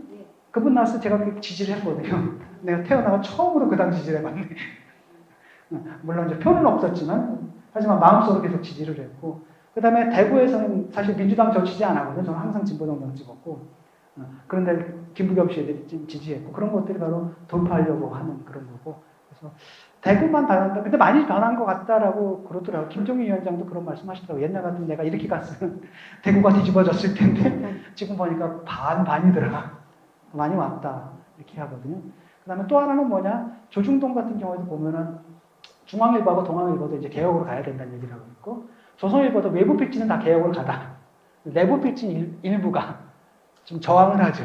그러니까 태극기 부대랑 같이 가야 된다. 근데 저는 그 대구 이꼴 태극기 부대 이거 깨야 되거든요. 이게 왜냐하면 태극기다라는 게 한번 생각해 보세요. 굉장히 벤타적인 거예요. 우리가 국가예요. 우리 생각에 반대하면 니들 비국민인 겁니다. 태극기가 아닌 거예요. 빨갱인 거예요. 이걸 들고 사니까 서울에서 들고 와가지고 막 시위를 하잖아요. 그럼 서울 사람들이 보면 그 혐오 깊이 시위거든요. 그걸 왜 하는지 모르겠어요. 무서워요. 저도 지나가다만 막대를 얻어맞고 막 그랬거든요. 진정만이다! 막 때리고. 이 사람들이 시위를 하든 집회를 하든 시민들의 마음을 끌어안기 위해서 해야 되는 건데 아니라 자기들이 분풀이를 하는 거만 와가지고 그걸 또 거기서만 하면 되는데 서울까지 올라와서 하게 되면 굉장히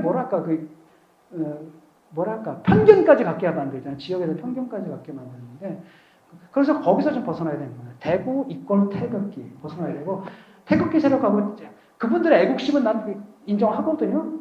그 사람들이 무슨 동원된 거 아닙니다. 차라리 동원됐으면 괜찮아요. 아무 문제 없습니다. 자발적으로 하니까 문제인 거죠. 그러니까 애국심이 중요한 게 아니라 그걸 어떻게 제대로 표현하느냐라는 거잖아요. 그걸 때 제대로 보수에서 못 해준 거예요. 이제까지 그들이 이용만 해온 거예요. 이용만 해오고 그래서 그 사람들이 갖고 있는 울분들 그런 게 있잖아요. 그걸 갖다 합리적으로 표출할 수 있는 역할을 해야 되는데 그 통로가 막혀 있으니까 지금 말하면 국민의힘이 그걸 못 해주니까 자꾸 광화문으로 몰려고 한다라는 거예요. 그래서 합리적인 보수가 되어야 되고 그 상징이 이제 대구죠. 태국 그다음에 경북, 대구 경북인데 대구 경북에서 뭔가 움직임이 보수가 변한다는 움직임이 보인다고 했을 때는 그때 이제 많은 게 달라질 수 있다고 보거든요. 저는 정부 공격하는 건 아무 문제 없다고 봐요. 그거는 아무 소용없어요. 핵심은 바로 뭐냐 보수의 개혁이에요. 어차피 여러분 걱정하지 마세요. 저 사람들 그냥 망가질 거거든요. 그냥 100% 그냥 그거 보장돼 있어요. 그냥 100% 그건 거들날 수가 없는 겁니다. 그냥 100% 보장되어 있는데 문제는 뭐냐 일로 못 간다는 겁니다. 그럼 관건은 어디예요? 여기 있는 거죠. 그런 말 하죠. 보수에서 뭐 왜 비판을 못 하느냐? 100명의 의회들 다 어디 갔느냐? 영장이면 안 되는 거죠. 그렇다 그러면 비판이 없으니까 있잖아요. 그렇죠. 나 같은 사람 나와요. 그 다음에 조국 흑서 쓴 5명의 저자들 막 나옵니다. 성경에 뭐 이르기를 뭐라 하냐, 그들의 입을 막으면 돌들이 일어나서 외치자 그랬거든요. 그러니까 돌들을 외칠 겁니다. 걱정하지 마세요. 제가 없으면 제가 좀 쉬니까 좋은 사니까 이 사람 나와요. 심으시고. 걱정하지 마세요. 더 중요한 건 바로 핵심은 바로 뭡니까? 여기에요. 믿음직한 대안제로 거듭나는 거고 수권 정당으로 세력. 왜냐면 탄핵당했잖아요. 근데 아직도 탄핵에 막 집착해요. 뭐 박정희, 박근혜 이게 음모가 어쩌고 미치겠거든요. 거기에 뭐 하면 수가 없습니다. 거기서 벗어나서 다음 단계를 가야 되는 겁니다. 과거를 옹호하지 마세요. 과거 옹호하지 말고 잘못되면 확실하게 씻어내야 되는 겁니다. 확실하게 변명하지 말고. 왜? 변명을 그들로 하게 만드세요. 국민들 그거 안 좋아하거든요. 벌써 오늘도 보니까 진보층에서 지지율 13% 떨어졌더라고요. 민주당도. 그러니까 지금 상당 부분 떨어져 나왔거든요. 근데 그들이 어디를 저쪽으로 못 붙는 상태예요. 지금. 또 하나는 바로 뭐냐, 이쪽에 아직 차기가 없잖아요. 차기가 없기 때문에 구심점이 좀 없기 때문에 돼 있거든요. 그래서 저는 상당히 조국 대표께서도 원래 우리 한 10,000건 팔면 잘 될 거라 그래서 저는 원래 안 하려고 그랬어요. 아니, 10,000건 팔면 인세 얼마나 나오냐? 인세 계산해 보니까 그걸 5명으로 나눠? 이건 그 다음에 하니까 그 다음에 그걸 위해가 7번 모임을 가져요. 토크를 7번을 해야 돼? 그러니까 인건비가 안 나오더라고요. 그래서 난 처음에 안 한다 그랬거든요. 그래서 저는 마지못해서 한 거예요. 다른 사람들이 나 안 하면 나 빠지면 안 된다 그래가지고 마지못해서 했는데 웬걸 딱 하니까 첫날 그냥 5,000거 다 나와버린 거. 그럼 바로 뭐냐면 쌓였다라는 겁니다. 이게 쌓였는데 임계점까지 왔다고 보거든요. 근데 그게 하려면은 뭐가 있어야 되는 겁니다. 여기가 거듭나야 되는 겁니다. 그래서 저쪽 공격할 생각이 아니라 내부를 공격하세요. 내부를 공격하고 내부 비판해야 됩니다. 그러니까 공격이 아니라 비판이죠. 잘못된 거 철저하게 반성하고 합리적으로. 그 다음에 말을 할 때도 저는 그래요. 보수가 빨갱이하고 좌파, 종북좌파만 빼도 굉장히 말이 좋아질 거라고 보거든요. 윤희숙 의원이 나와가지고 빨갱이 얘기했습니까? 안 했죠. 종북좌파 얘기했어요? 안 했죠. 만약에 얘기했으면 그건 망가졌을 겁니다. 그런 언어가 아니라 그냥 딱 논리적으로 합리적으로만 얘기만 딱 하면은 된다는 거죠. 그 역할을 저는 대구, 특히 이 보수의 중심지에서 그런 변화가 일어난다면 그것은 보수 정당에도 좋은 거지만 대한민국 전체를 위해서도 굉장히 중요한 변화라고 생각을 하게 됩니다. 지금 호남이 또 다시 그런 늪에 빠졌다고 저는 보거든요. 오히려 호남이 그런 빠졌다고 보는데 여기서 변하는 모습 보여요. 옛날에 이제 호남이 변하는 모습 보이니까 대구가 또 변하는 모습 보여줬잖아요. 대구가 변하는 모습 보여주면 또 저쪽이 좀 빠져있는 듯해서 또 변하는 모습이 보여지고 그럼 사회 전체가 뭐야? 좋은 방향으로 가겠죠. 저는 이게 진보라고 생각합니다. 감사합니다. 이야기가 김부겸 위원이 나왔습니다. 아, 네, 네, 그렇습니다. 수상담입니다.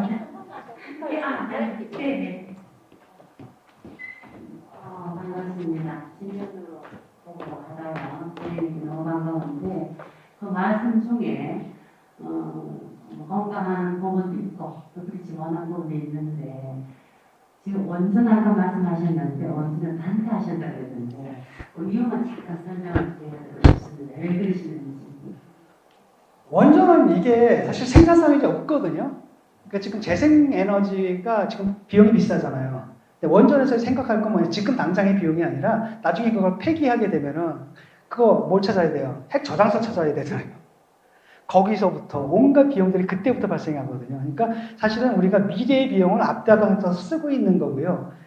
점점 재생에너지랑 그 단가를 비교할 때 재생에너지 쪽이 싼 쪽으로 좀 흘러가고 있거든요. 그러니까 장기적으로는 독일처럼 원전에서 벗어나서 그쪽으로 가야 되는 겁니다. 하지만 단기적으로 또 뭐가 있냐면 화석 연료 있죠. 그 문제가 있단 말이죠. 그렇기 때문에 원전은 당분간, 왜냐면 그래도 CO2를 발생시키진 않잖아요. 그런 부분이 있지만, 근데 장기적으로는 이걸 갖다 없애고 재생에너지를 키우는 게 맞습니다. 우리가 아직 재생에너지 비율이 굉장히 낮아요. 그 다음에 이게 점점 기술이 발달해가지고 생산 단계가 낮아지고 있거든요. 제가 독일에 있을 때만 해도 풍력에너지가 보통 전기보다 2배가 비쌌어요. 그때 많은 사람들이 그 2배 비싼 전기를 썼거든요. 왜냐면 환경을 위해서. 시민들이 그렇게 해준 거예요. 왜냐면 그래야 살아남잖아요. 그래서 그들이 그거 가지고 계속 개발을 계속하니까 지금은 단가가 더 싸지는 거예요. 그렇게 되면 이제 생태적인 거죠. 그러니까 이런 식으로 접근해야 되는 겁니다. 보수 진보 없습니다. 옛날에 녹색당의 정책이었잖아요. 녹색당의 정책을 3인당이 먼저 받아들였고요. 이제는 그걸 갖다가 보수 정당 김인환도 받아들입니다. 페미니즘도 옛날엔 저쪽 진보에서 얘기했죠. 지금은 그냥 상식이 다 돼버린 겁니다. 동성애 문제도 오바마, 그쵸? 오바마 대통령이 동성혼을 합법화하고 독일 같은 경우도 다 됩니다. 그러니까 그 자꾸 그런 식의 보수가 이거다 이렇게 정해놓으면 망해요. 시대가 변하고 시대에 따라서 미래 사회로 갈 때 미래 사회의 비전이 있고 그 미래 사회로 가기 위한 변화들, 혁신들, 개혁들 어떻게 될지에 대한 비전들이 있어야 되는 겁니다. 근데 지금은 어디로 가 있어야 되게? 과거로 가 있죠. 박정희 시절로 가 있잖아요. 거기서 이제 뒤쳐져 버린 겁니다. 앞으로 가야 되는 겁니다. 어차피 저 사람들의 비전도 끝났거든요, 이제. 저 사람들도 앞을 못 봐요, 이제. 근데 자꾸 뒤로 가잖아요, 그렇죠? 자꾸 뒤로 가는 겁니다. 그래서 옛날에 운동권에도 그걸 계속 팔아먹고 있는 거예요. 지금 보면 다 운동권 입법이죠. 뭐 하는 짓인지 모르겠거든요. 앞으로 나가야 될 텐데. 못하고 있는 거죠. 그래서, 원전이라는 것은 저는 그냥 원칙적으로 찬성하고, 하지만은 뭐였냐면은 아마 처음에 원전 그때 가동 중단 가지고 문재인 정권이 처음에 갔을 때 괜찮았었어요. 기억나실 겁니다. 수기민주주의? 라고 해서 국민들 뽑아서 전문가들 데려다가 프레젠테이션 시키고 나중에 했죠. 그랬는데 결론은 뭐가 나왔냐? 원전 유지도 났어요. 근데 뭐냐면 저는 원전 폐지에 찬성하고 유지에 반대하지만 결론이 그렇게 난 건 내가 받아들였어요. 왜냐? 수기민주주의잖아요. 수기민주주의를 했기 때문에 그 수기민주주의에 따라서 나온 결론은 내가 생각하는 거랑 반대로 나왔다 하더라도 나는 존중한다. 이렇게 된 거죠. 그게 민주주의적 자세라고 생각을 해요. 그래서 좀 장기적으로는 지금 나왔지만 장기적으로는 이게 뭐예요? 갈아타야 되는 거고 아마 벌써 우리가 이제 핵 분열이 아니라 핵 융합 쪽으로 간다라든지 핵 쪽으로 또는 생태 에너지 쪽으로 가야 되고 우리가 너무 뒤져져 있거든요. 그게 이제 앞으로 새로운 경제 섹터가 될 겁니다. 우리도 태양광 패널 같은 거 대부분 다 중국에서 오고 막 이런 데잖아요. 거기 새로운 기술들, 거기가 하나의 새로운 경제 섹터가 되기 때문에 그걸 갖다 이제 자꾸 저 사람들은 또 공격을 해야 되는데 그렇게 처리할 문제는 아니라고 생각을 합니다. 하지만 문제는 뭐냐면 그렇게 탈원전을 하는데도 그 정상적인 절차를 밟아서 하면 되잖아요. 자꾸 운동권 막 하다 보니까 무리가 발생하고 그 가운데서 거짓말을 하게 되면 그건 있어서는 안 되는 겁니다. 그건 망가져요, 나라가. 나라가 망가진다는 거죠. 그러니까 원전 이슈에 대해서도 이 부분에 대해서는 찬성하고 이 부분에서 반대 이렇게 가야지. 무조건 이건 정부에서 하니까 무조건 밀어붙여야 돼. 또는 반대해서 저건 무조건 정부에서 하니까 무조건 막아야 돼. 이건 민주주의가 아니라는 겁니다. 네, 감사합니다.